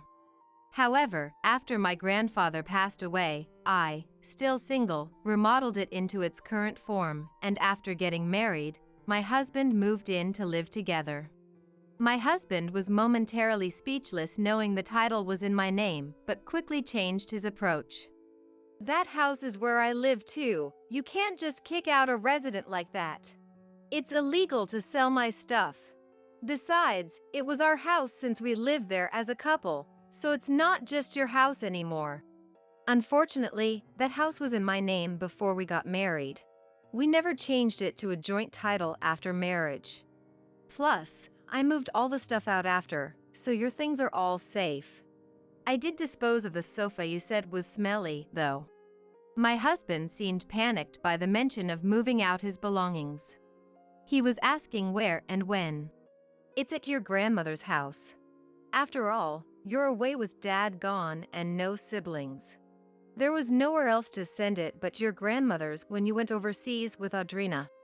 Hearing his belongings were at his kind grandmother's house seemed to calm my husband for a moment, but his voice quickly filled with anger again. So, you're the kind of woman who sells the house and dumps the belongings while her husband is on a trip. I'm divorcing you. I'll sue for compensation in the divorce court because of this. It's a relief you're the one bringing up divorce. I don't want you to come to the house anymore, and I'll be heading there with my lawyer soon. So, goodbye. I wonder if my husband truly believed he could win if he took it to court. I calmed my panicking parents while contacting a lawyer. A week later, when I went to what my husband calls his in-laws' house, Audrina slapped me before I even entered the door. I had expected it and deliberately received the slap. Because of you, the house is a mess. A woman who can't even do housework because of a little morning sickness is useless. Pay the compensation in the divorce court and let's divorce. As I was rubbing my stinging cheek, planning to retort to Audrina, she saw someone behind me and her face twisted. I thought you showed no remorse, but to strike immediately upon meeting is something else. Behind me was Carol, my husband's grandmother, looking furious. Hello. I'm really sorry for sending the belongings over so suddenly the other day. That's all right. If it hadn't been for that, I wouldn't have noticed at all. I had come to the in-laws' house, which was now the home of my husband's grandmother, who had kindly accepted his belongings. When I sent my husband's belongings, I included a letter of apology, detailing everything about our situation. As a result, the grandmother was furious with her grandson's husband for hurling terrible words at his wife suffering from morning sickness and leaving her to fend for herself. She was equally furious at Audrina for going on an overseas trip with him without admonishing such behavior. The grandmother, now 80 years old, is a gentle figure to her grandson but a disagreeable mother-in-law to Audrina. Since Audrina married into the family, her relationship with the grandmother, due to their clashing personalities, has always been like cats and dogs. Sure enough, Audrina, upon suddenly facing the grandmother, twisted her face in obvious annoyance, which only fueled the grandmother's anger further. After briefly addressing the shouting match between the two, I entered the house. There, my husband stood, dumbfounded next to the grandmother and Audrina. It might have been shocking for my husband to see his kind grandmother and mother arguing so fiercely. However, wanting to discuss matters with my husband without Audrina's interference, I had informed the grandmother of my visit in advance. And we started the divorce negotiation with my lawyer before Audrina could return. The process didn't take much time and ended smoothly. The compensation amount my husband had prepared for the divorce court and its basis were systematically dismantled by my lawyer, leaving him speechless. After a thorough division of assets and agreeing not to approach me except when visiting our child after its birth, my husband readily agreed, and our marriage ended abruptly. As I was leaving the house, the grandmother and Audrina were still standing next to each other. I addressed them briefly before departing, but they seemed too heated in their argument to pay me any mind. Subsequently, I began receiving a barrage of complaint-like emails from my ex-husband. Apparently, he became annoyed with the grandmother coming to the in-laws' house and meddling. Imagining my former husband and Audrina, who had shouted at me so boldly, becoming meek in front of a petite grandmother, finally brought me to laughter. However, the nature of my ex-husband's emails soon shifted towards seeking reconciliation. Every day there's shouting. They both ask me what I think when they're fighting, dragging me into it, and it's annoying. It's a lifetime request. Please, let me stay at your place. I'll do household chores or anything.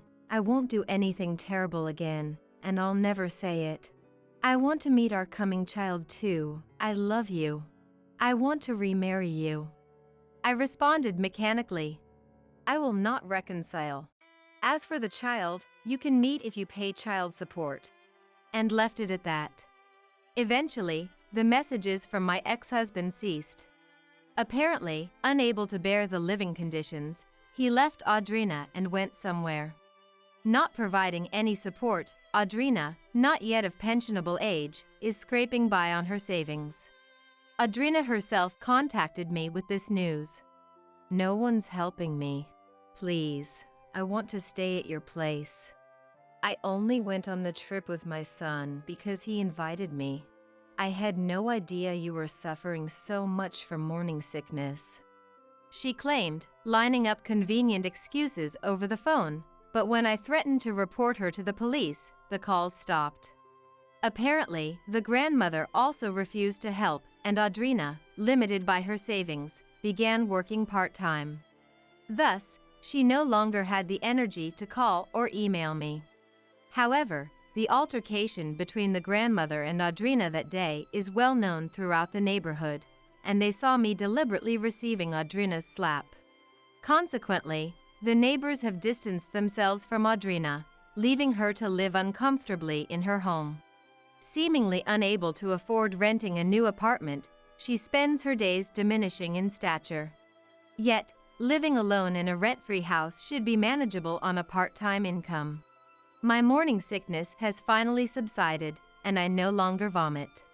The doctor, learning of my divorce and the circumstances around it, scolded me for accumulating too much stress, which wouldn't help in healing. Though I had been consulting with my family, the stress from living with an uncooperative ex-husband for a while, and dealing with real estate agents online to sell the house had been too much on my body, and I reflected on this. Moving forward, I plan to avoid stress and return to work. Anyway, I'll be taking maternity leave before giving birth, planning to live at my parents' house. Now, imagining the appearance of my unborn child brings me immense joy. As the days go by, my anticipation grows, and I can hardly wait to see what kind of child will be born. No matter what, I intend to raise my child with love. Risa, while you were away, I moved my parents' stuff into our house.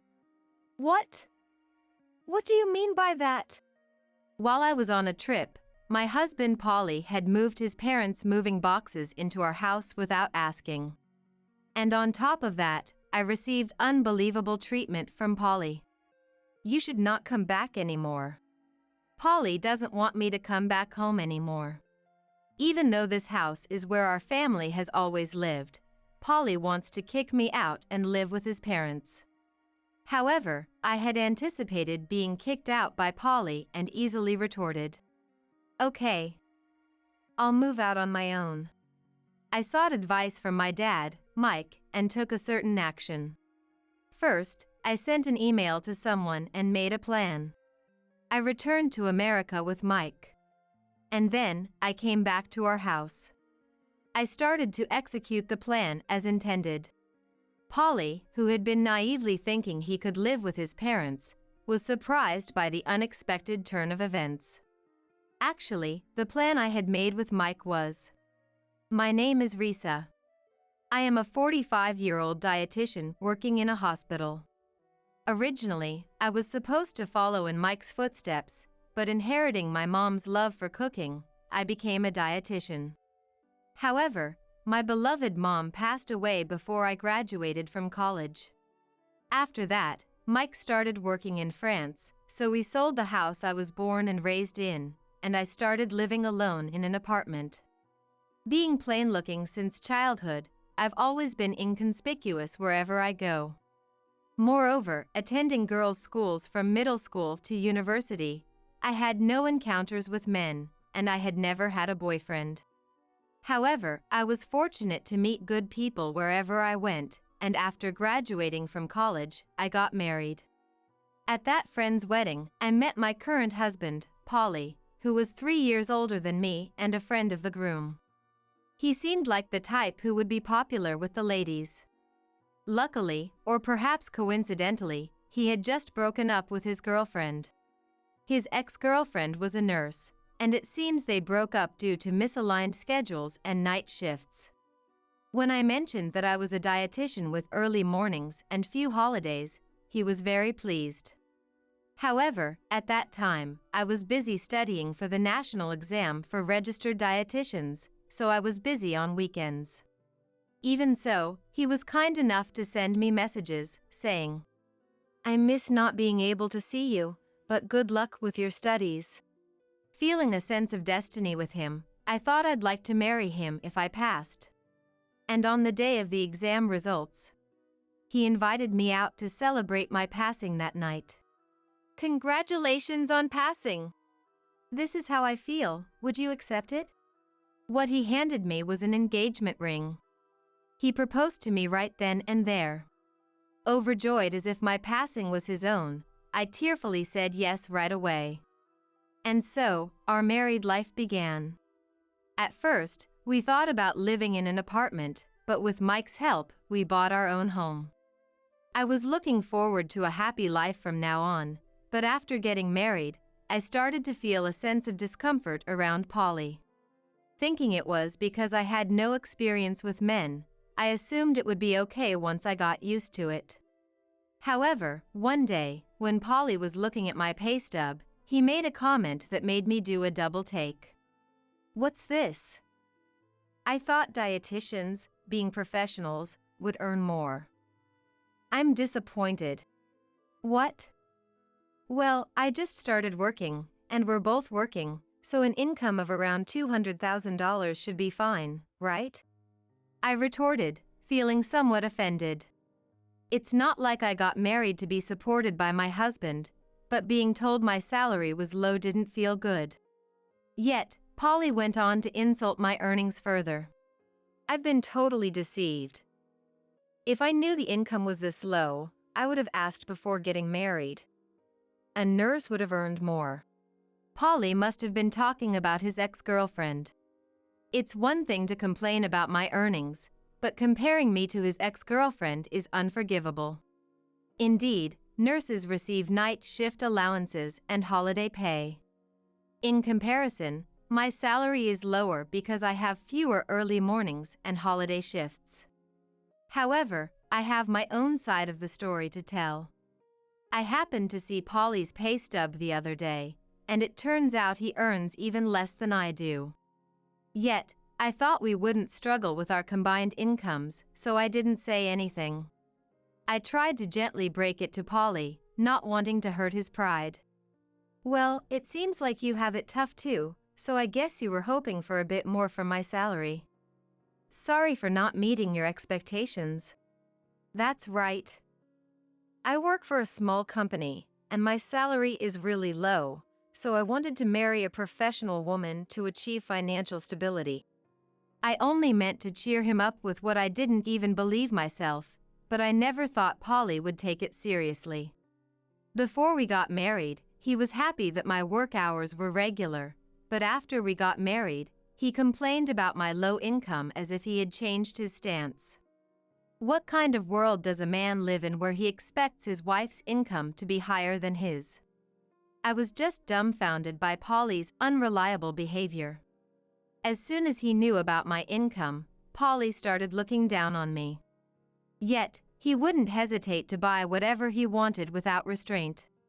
Even when I asked him to be a bit more frugal, he wouldn't listen at all. I've been spoiled by my parents since I was a kid, buying me whatever I wanted, so I can't change my attitude towards money that easily. I couldn't say anything back to such a spoiled statement from Polly. It's no excuse to say that he was spoiled by his parents when he was a child at his age. The following year after we got married, we were blessed with a boy. I hoped that becoming a parent would change Polly, but his habit of spending recklessly didn't improve, even during childcare. It was always the same with him spending his entire salary. If it wasn't enough, he'd sneak money from my wallet without me noticing. While I was struggling to manage work and budgeting while raising our son, Cedric, Polly hardly contributed to childcare. As time passed, struggling through these tough days, Cedric is now preparing for his college entrance exams this year. Thanks to my careful budgeting, it looks like we can afford to send him to college. Cedric, understanding our financial situation, has been studying hard to enter a national university. Yet, Polly came up with a ridiculous idea. Because I bought a new car last year, the loan repayments are tough. Plus, there's Cedric's exams, right? So, I've decided to sell my parents' house and have them move in with us. Wait, what are you saying? Suddenly living together like that, it's going to be a problem.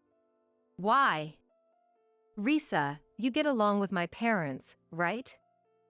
If we live together, we'll get their pension and become wealthier.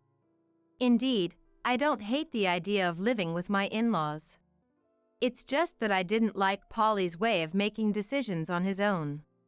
In terms of finances, we've been managing well so far, so there shouldn't be a problem as long as we don't indulge in luxuries. Why do you always decide everything selfishly? Even the new car, you bought it without consulting me. That's my car, so I don't need to consult you every time.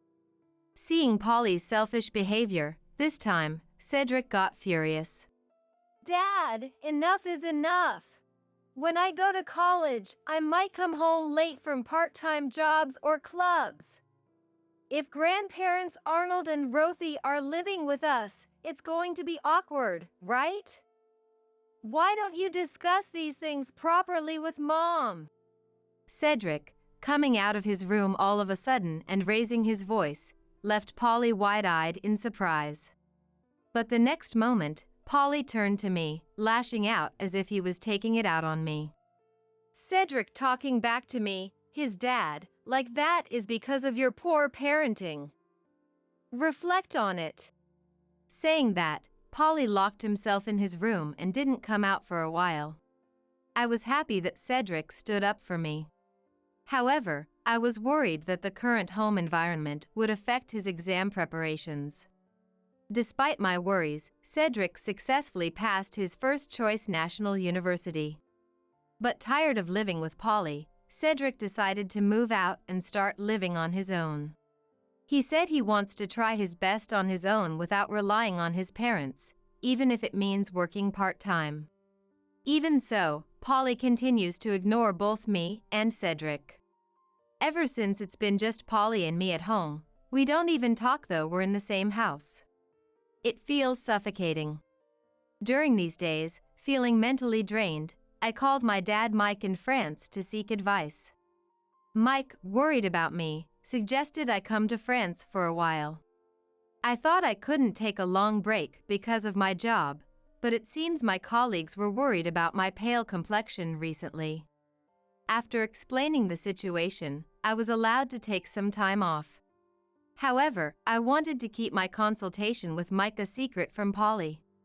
So, I told him I was invited on a trip by a friend.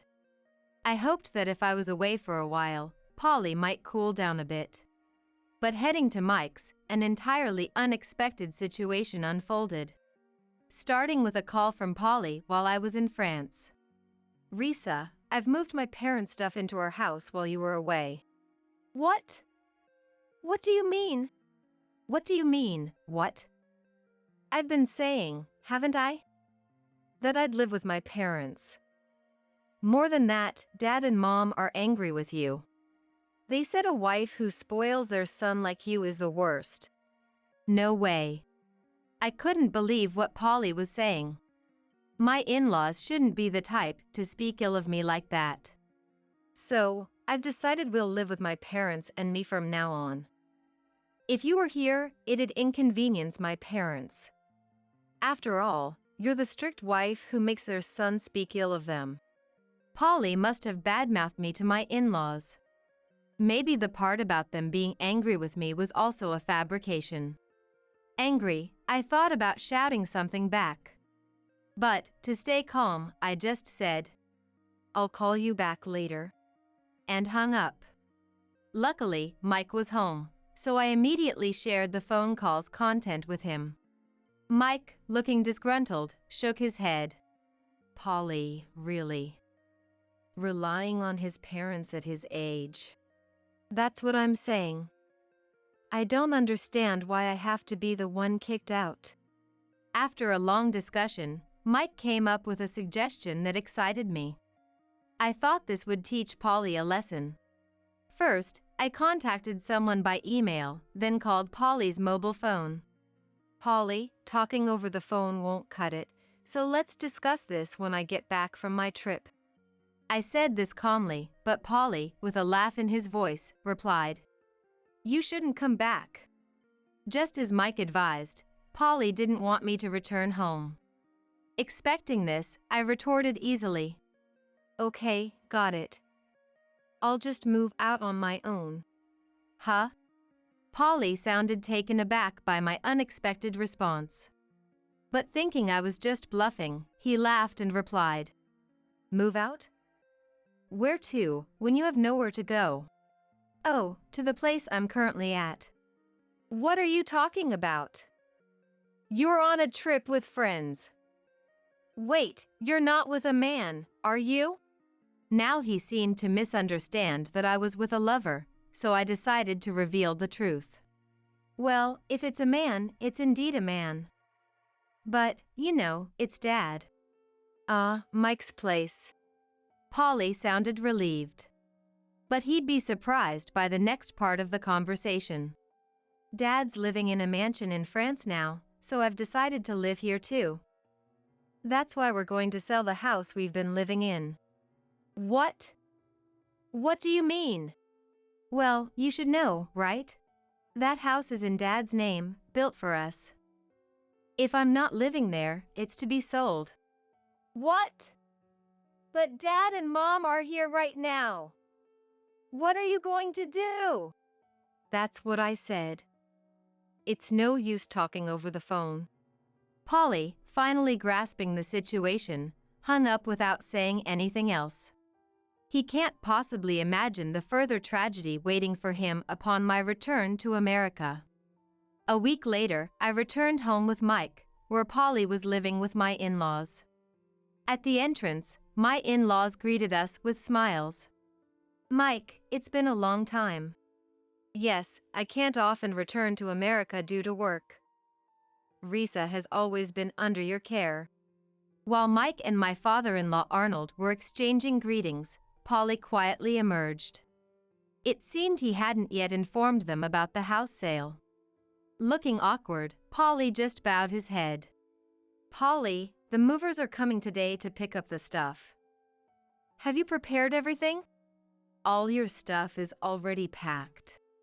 Oh, it's not just my things that are being moved out. Huh? Do I have to move my things out today, too? Polly's surprised shout caught Arnold's attention. What's going on, Polly? Why are your things being moved out?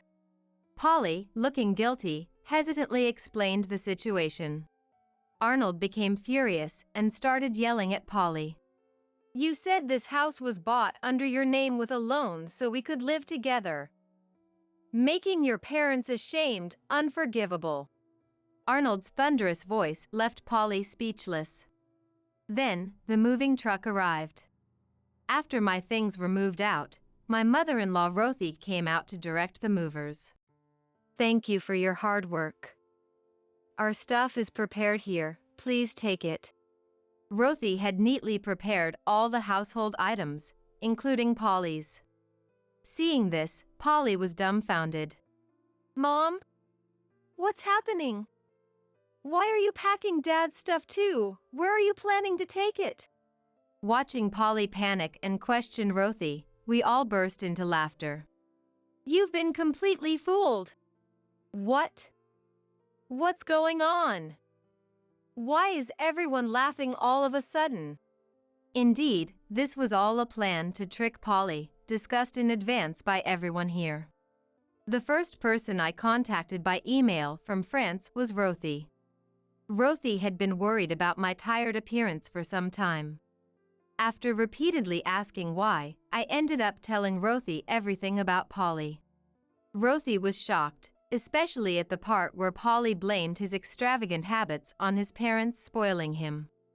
Rothy tearfully apologized for her parenting in front of me, which made me feel guilty. But Polly's wasteful spending wasn't Rothy's fault.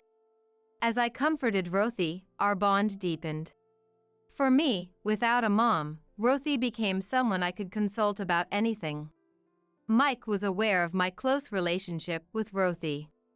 Thus, he suggested involving the in-laws in our plan. Rothy, without letting Polly know, had been looking for a new place for them to live with Arnold. Arnold's scolding of Polly was all an act. I nearly burst out laughing at their convincing performance. Rothy, thank you for arranging the movers for me as well.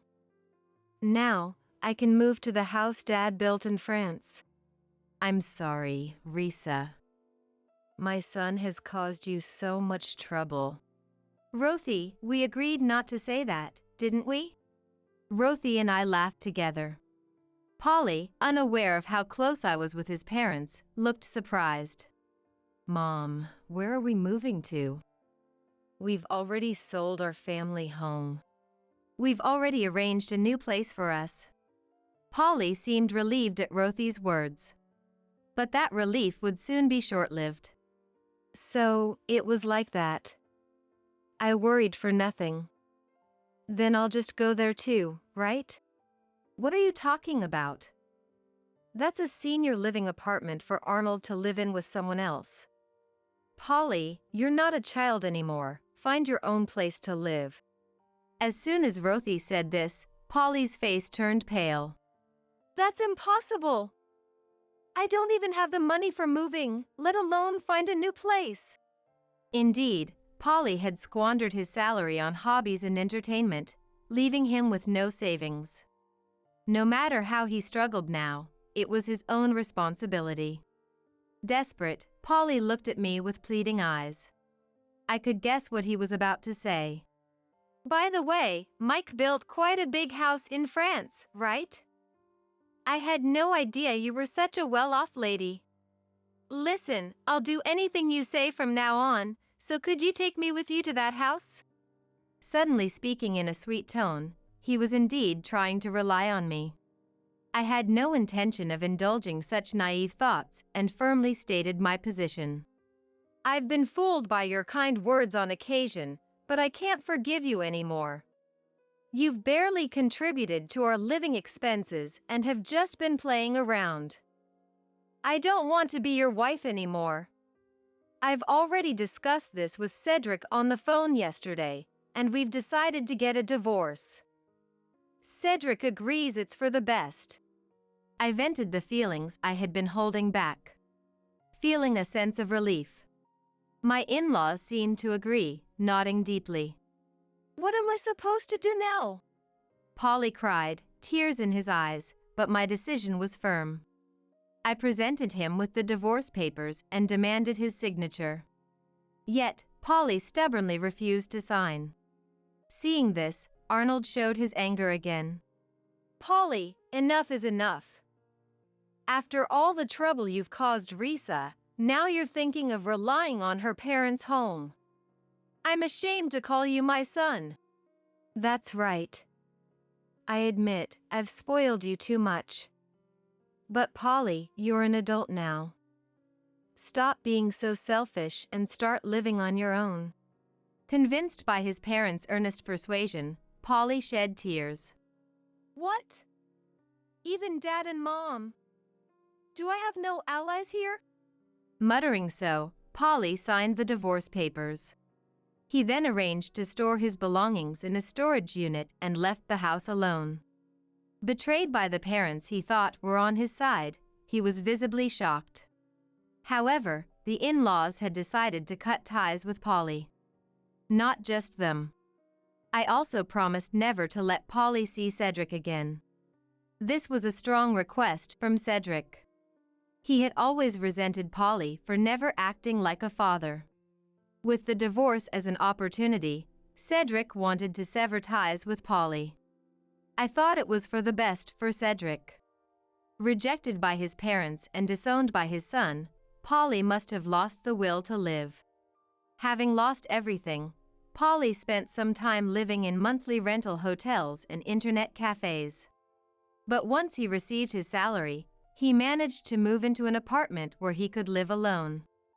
During the divorce, I gave Polly a small amount of money as part of our shared assets. It was practically nothing, but I wanted to avoid any future claims for money, given my financial situation. In essence, it was severance pay. However, once Polly had a bit of financial leeway, he started getting into partying. Why do I know this? Because Polly contacted me, saying, I'll find a woman with a good income and make you regret leaving me. Initially, after becoming alone, Polly would contact me just to express his loneliness. But once he had money, his attitude became arrogant again. After some time, the communications from Polly suddenly stopped. I wondered if he had found a new girlfriend, but it turned out the situation was far more serious. According to the former in-laws, Polly had fallen for a nurse he met at a party. Despite not being reciprocated, Polly persistently pursued her. At worst, he even showed up at her apartment. As a result of his relentless stalking, he was reported and arrested in the act. The former in-laws, having intended to sever parental ties, were troubled by their son's scandal, feeling deeply sorry for them. Being a parent is tough. No matter how much you try to distance yourself, you're still responsible when something happens.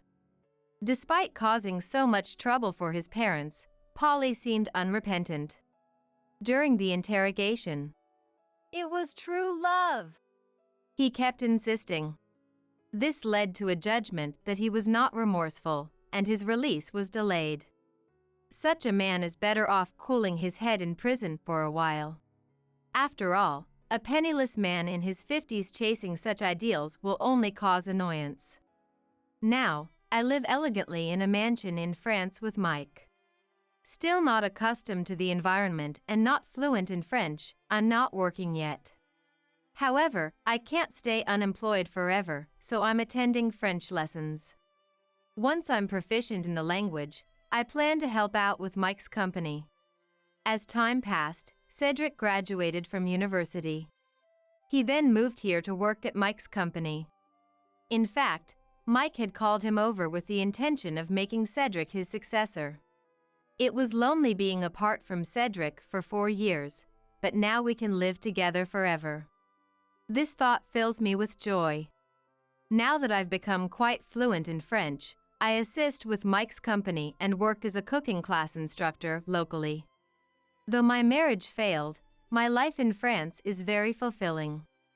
Despite being in my mid-40s, this is an ideal environment to enjoy life. I've decided to forget my past self, who worried about being plain and unpopular, and live positively. After all, there's still so much more to come. Surely, Mom in heaven is watching over me. The older lady is fired. Clean everything up and leave. Carol, the president's daughter who became the head of the design department, said, "I've been with this company for 40 years and have designed 90% of our flagship products, but she seems unaware of that. So, I decided to take action. I'll clean everything up nicely before leaving," I said, and then wiped all my PC data and resigned. As a result, Carol faced an unexpected turn of events. I'm Victoria Simmons, 62 years old. I work in the design department of a stationery manufacturer. I've been here since I was a fresh graduate, for 40 years, and I'm still active even after retirement age. I strive not to be outdone by the younger ones. I lost my husband 10 years ago, and my daughter lives alone. It's hard to say this about myself, but I've designed 90% of the company's flagship products. Therefore, I believe I hold significant value to the company. Stationery is wonderful. It's about dreams. Designing for writing, drawing, painting, erasing, measuring, making each task functional and enjoyable.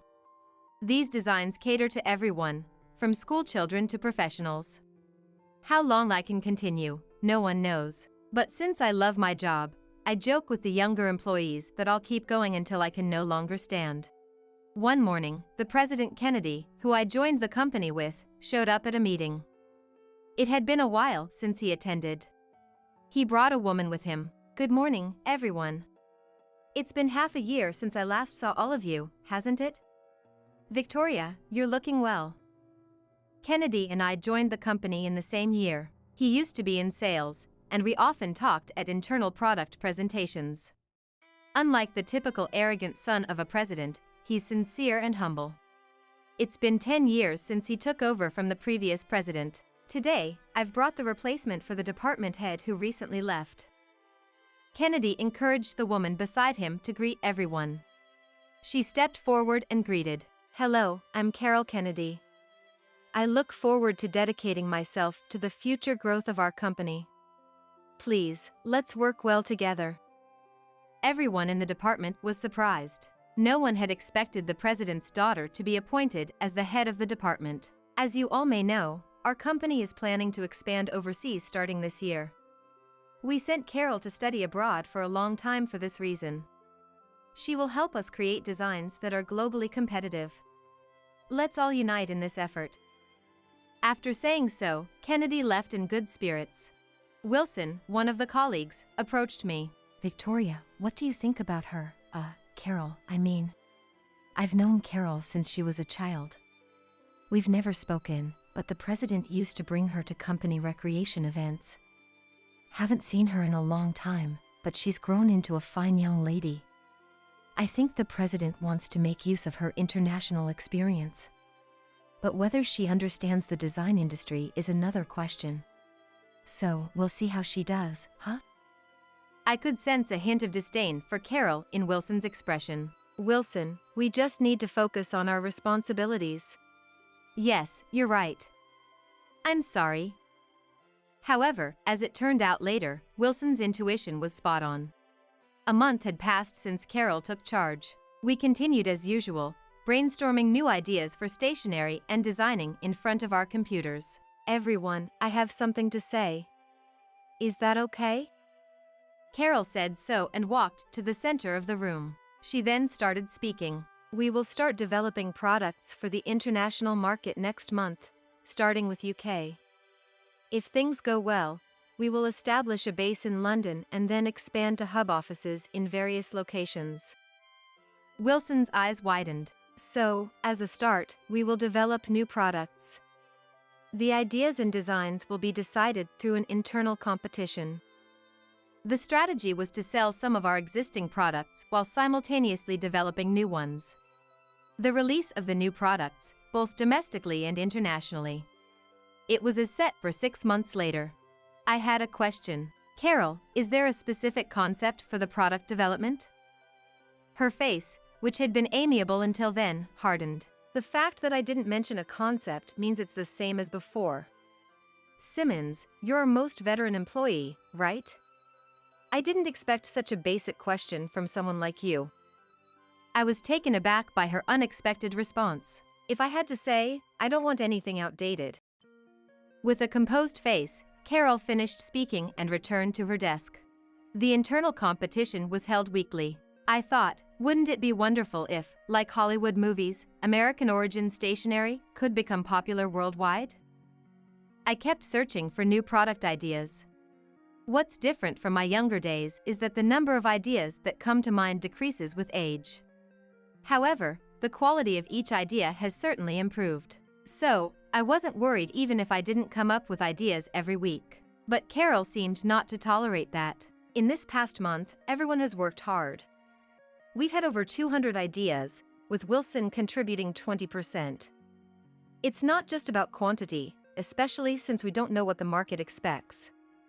We need as many ideas as possible. She was clearly speaking with me in mind. Unfazed, I gave Wilson, who was modestly giving a thumbs up, a secret wink. Well, it can't be helped if nothing comes up. But, as professionals, is it acceptable? Only 5 ideas in a month might indicate you've run out of ideas after being in the business for so long. I don't understand that world, but it doesn't seem like you're trying. She looked straight at me, without averting her eyes even once. After the meeting, Wilson came to me. Thanks to you, Victoria. Your way of expanding associations was amazing. Ideas just keep coming. But Carol is too blatant. It's really annoying. It's okay. It's true that not many ideas are coming out.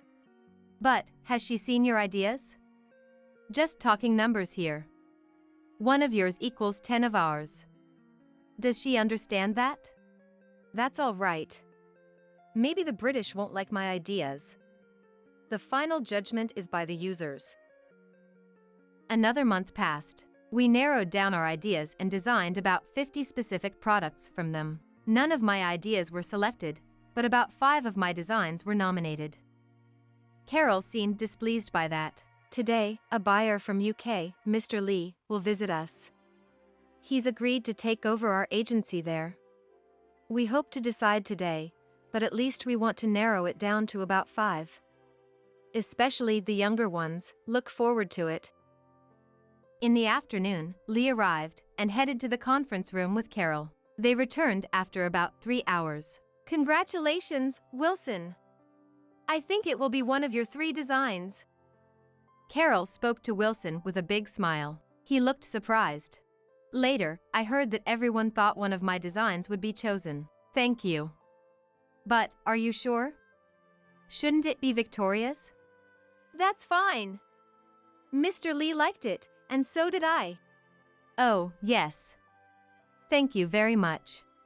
Indeed, we can't match the sensibilities of the younger generation. Simmons, it's unfortunate, but that's how it is. Carol said that with a spiteful look. That might be true. I have no hard feelings about Wilson being chosen. In fact, I'm genuinely happy for him. It's wonderful when my colleague makes their mark in the world. I spoke from the heart. Then, Carol's face flushed with anger. That's so irritating. What's with this saintly act of yours? You can only come up with 4 or 5 ideas a month and still act so high and mighty. Do you think everyone respects you just because you've been here the longest? Her words were unexpected. I never thought she saw me that way, but at the same time, my anger was ignited. Excuse me, but how much do you actually know about design? Do you remember the process of selecting everyone's ideas and designs? None of the works you favored are left in the final selection. You lack a professional's eye. You don't understand our struggle. At that point, she lost her composure. Oh dear. To think you'd say such things to me. I'm a manager, you know? She approached me. Her eyes bloodshot. You're done here as of today. The older lady is fired. Clean everything up and leave. I was surprised by her sudden change, but I felt no resistance to her command to leave. Though I thought her remark about being an older lady was uncalled for. I understand. I'll clean everything up nicely before leaving. But I'm worried about what happens next. What are you talking about? Worrying about what happens after you leave? Don't pretend to care. The department will rejuvenate, and the young energy will keep coming. It's all good. She laughed triumphantly, looking as if her anger had subsided. I'm relieved to hear that. I'll start right away. I said emotionlessly and began clearing my belongings. There was nothing particularly important to keep or hand over, so I discarded almost everything. I saved my designs on my memory stick, wiped the PC data, yes, erased everything. I also cleared the shared memory on the internet. Hey, Simmons, don't forget to submit your resignation. It's the rule. Of course. After saying that, I immediately wrote my resignation letter and handed it to her. She remarked, "Wow, that was quick," and took it with a refreshing smile. I tried to appear relieved, but I couldn't tell how she perceived it. Then, until the end of the day, I went around bidding farewell to my colleagues. That night, they hastily organized a farewell party for me. Surprisingly, it turned into a chorus of criticism and complaints about Carol. I became increasingly worried about the future of the design department. The next morning, I woke up to bright sunlight. It seemed I had gotten drunk last night, for the first time in many years, so much so that I couldn't remember when last I had felt this way. I had forgotten to close the curtains on the east-facing window and slept through. Suffering from a rare hangover, I groaned while heading to the kitchen. I grabbed a bottle of water from the fridge and gulped it down. Then, I sat on the living room sofa, feeling blank. My mind was empty, but that was a sensation I hadn't felt since my student days, which strangely made me a bit happy. However, old habits die hard. Despite not feeling hungry, I thought I should make breakfast. Take it easy, you have all the time now. I said to myself and chuckled. Then I thought of calling my daughter and visiting her. Right, I should do what I've always wanted to do. I muttered. Just then, my mobile phone rang. It was Kennedy. Good morning, Mr. Kennedy. What's the matter? Calling so early. It's not about what's the matter, Victoria. I tried calling you last night too. Never mind that. Could you come to the office, please? But I resigned as of yesterday. Just come, please. This is an order. I'll be in my office. All right. An order, that's not something one says to someone who has resigned. Yet, I thought, if he's insisting so much, it must be something urgent. I soothed my aching head with hot coffee, gulping it down as it cooled. Then, I called a taxi and headed to the office. Excuse me. I knocked and entered the president's office. Good morning. Sorry for calling you in so early. Kennedy wanted to hear about what happened yesterday. I explained everything, careful not to exaggerate my words or reactions. I see. I am very sorry about that. He expressed his deep apology. The mess my foolish daughter made is my responsibility as her father. It seems I made mistakes in raising her. Victoria, would you consider withdrawing your resignation? We started here together, after all. Please. I had harbored no negative feelings towards him, only gratitude for employing me for a long time. But his words caught me off guard. President Kennedy, it's not fair using our shared past like that. So, will you? All right. I'm counting on you. Morning. Saying that, he entered the design department office. I was told to wait in the hallway until called. The door was left open, so I could hear the conversation inside. Dad, what are you doing here? Did we have a plan? Do not call me Dad here. His uncharacteristically stern tone seemed to surprise Carol. I have a question for you, Carol. What is it? The two began to speak in a formal tone. Why did Victoria resign? Oh, as per her resignation letter. Personal reasons. Don't lie. Kennedy glared at Carol as he spoke in a low voice. It's not a lie. She left because of her age. The surrounding staff were all left speechless. Don't lie. I've heard everything about what happened. In that instant, Carol glanced sharply at the employees. Someone spilled the beans. And muttered under her breath. Suddenly, Kennedy raised his voice. Don't make a fool of me. Carol stood up, startled, her eyes wide open. Victoria. I was called and immediately entered the room. Carol's eyes were so wide open, it seemed they might fall out. Carol, I heard it from Victoria. You don't seem to understand what you did. She seemed to have calmed down a bit. Even so, she took a deep breath before proceeding. How do I know if her story is true? Fool! Carol collapsed to the floor. Who do you think you are? Don't underestimate the real world. Listen, you don't understand Victoria's value to our company at all. The conversation had turned into one between parent and child. It's not just about how long she has worked, Carol said defiantly. Kennedy was completely exasperated. How dare you? Victoria has been faithfully serving for 40 years, designing 90% of our flagship products. She's the backbone of our company. Without her, the design department would fall apart. She's irreplaceable. You, on the other hand, are easily replaceable. Understand? Carol was at a loss for words, but she bit her lip and glared at Kennedy. Then you should have told me that. How am I supposed to know if no one tells me? She spoke like a petulant child, and laughter could be heard from the staff. Carol glared at them. Seeing that, Kennedy turned towards the staff. Everyone, I am truly sorry. This incident is my responsibility as her father. That's right, I never wanted to be in this department in the first place. Dad is to blame. I thought my blood vessels might burst. You are unbelievably hopeless. Kennedy and Carol both looked surprised, caught off guard. I had made up my mind. Carol, let me be clear.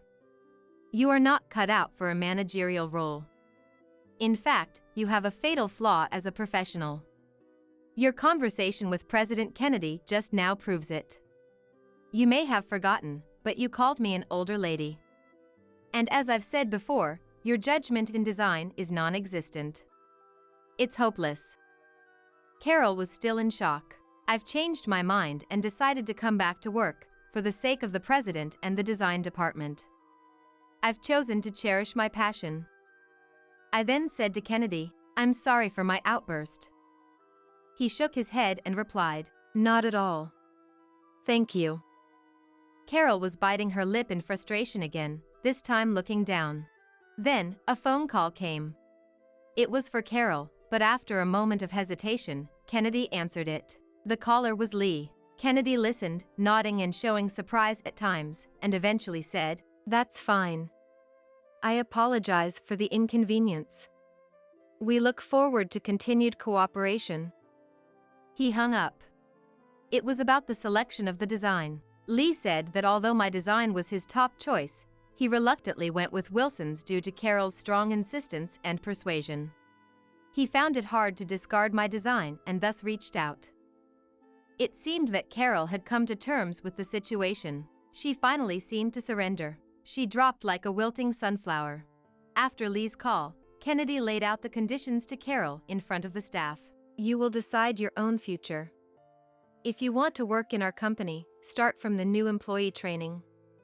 Otherwise, you'll be assigned to one of our client companies. Greatly humbled, Carol replied in a faint voice, "Yes."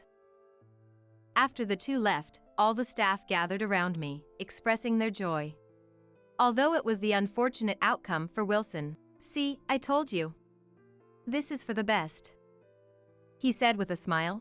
Indeed, it seemed like things turned out just as he and everyone else had initially felt about Carol. That experience reminded me of how important intuition is for a designer.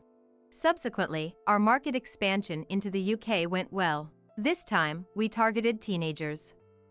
We found that the sensibilities of American and British teenagers are quite similar.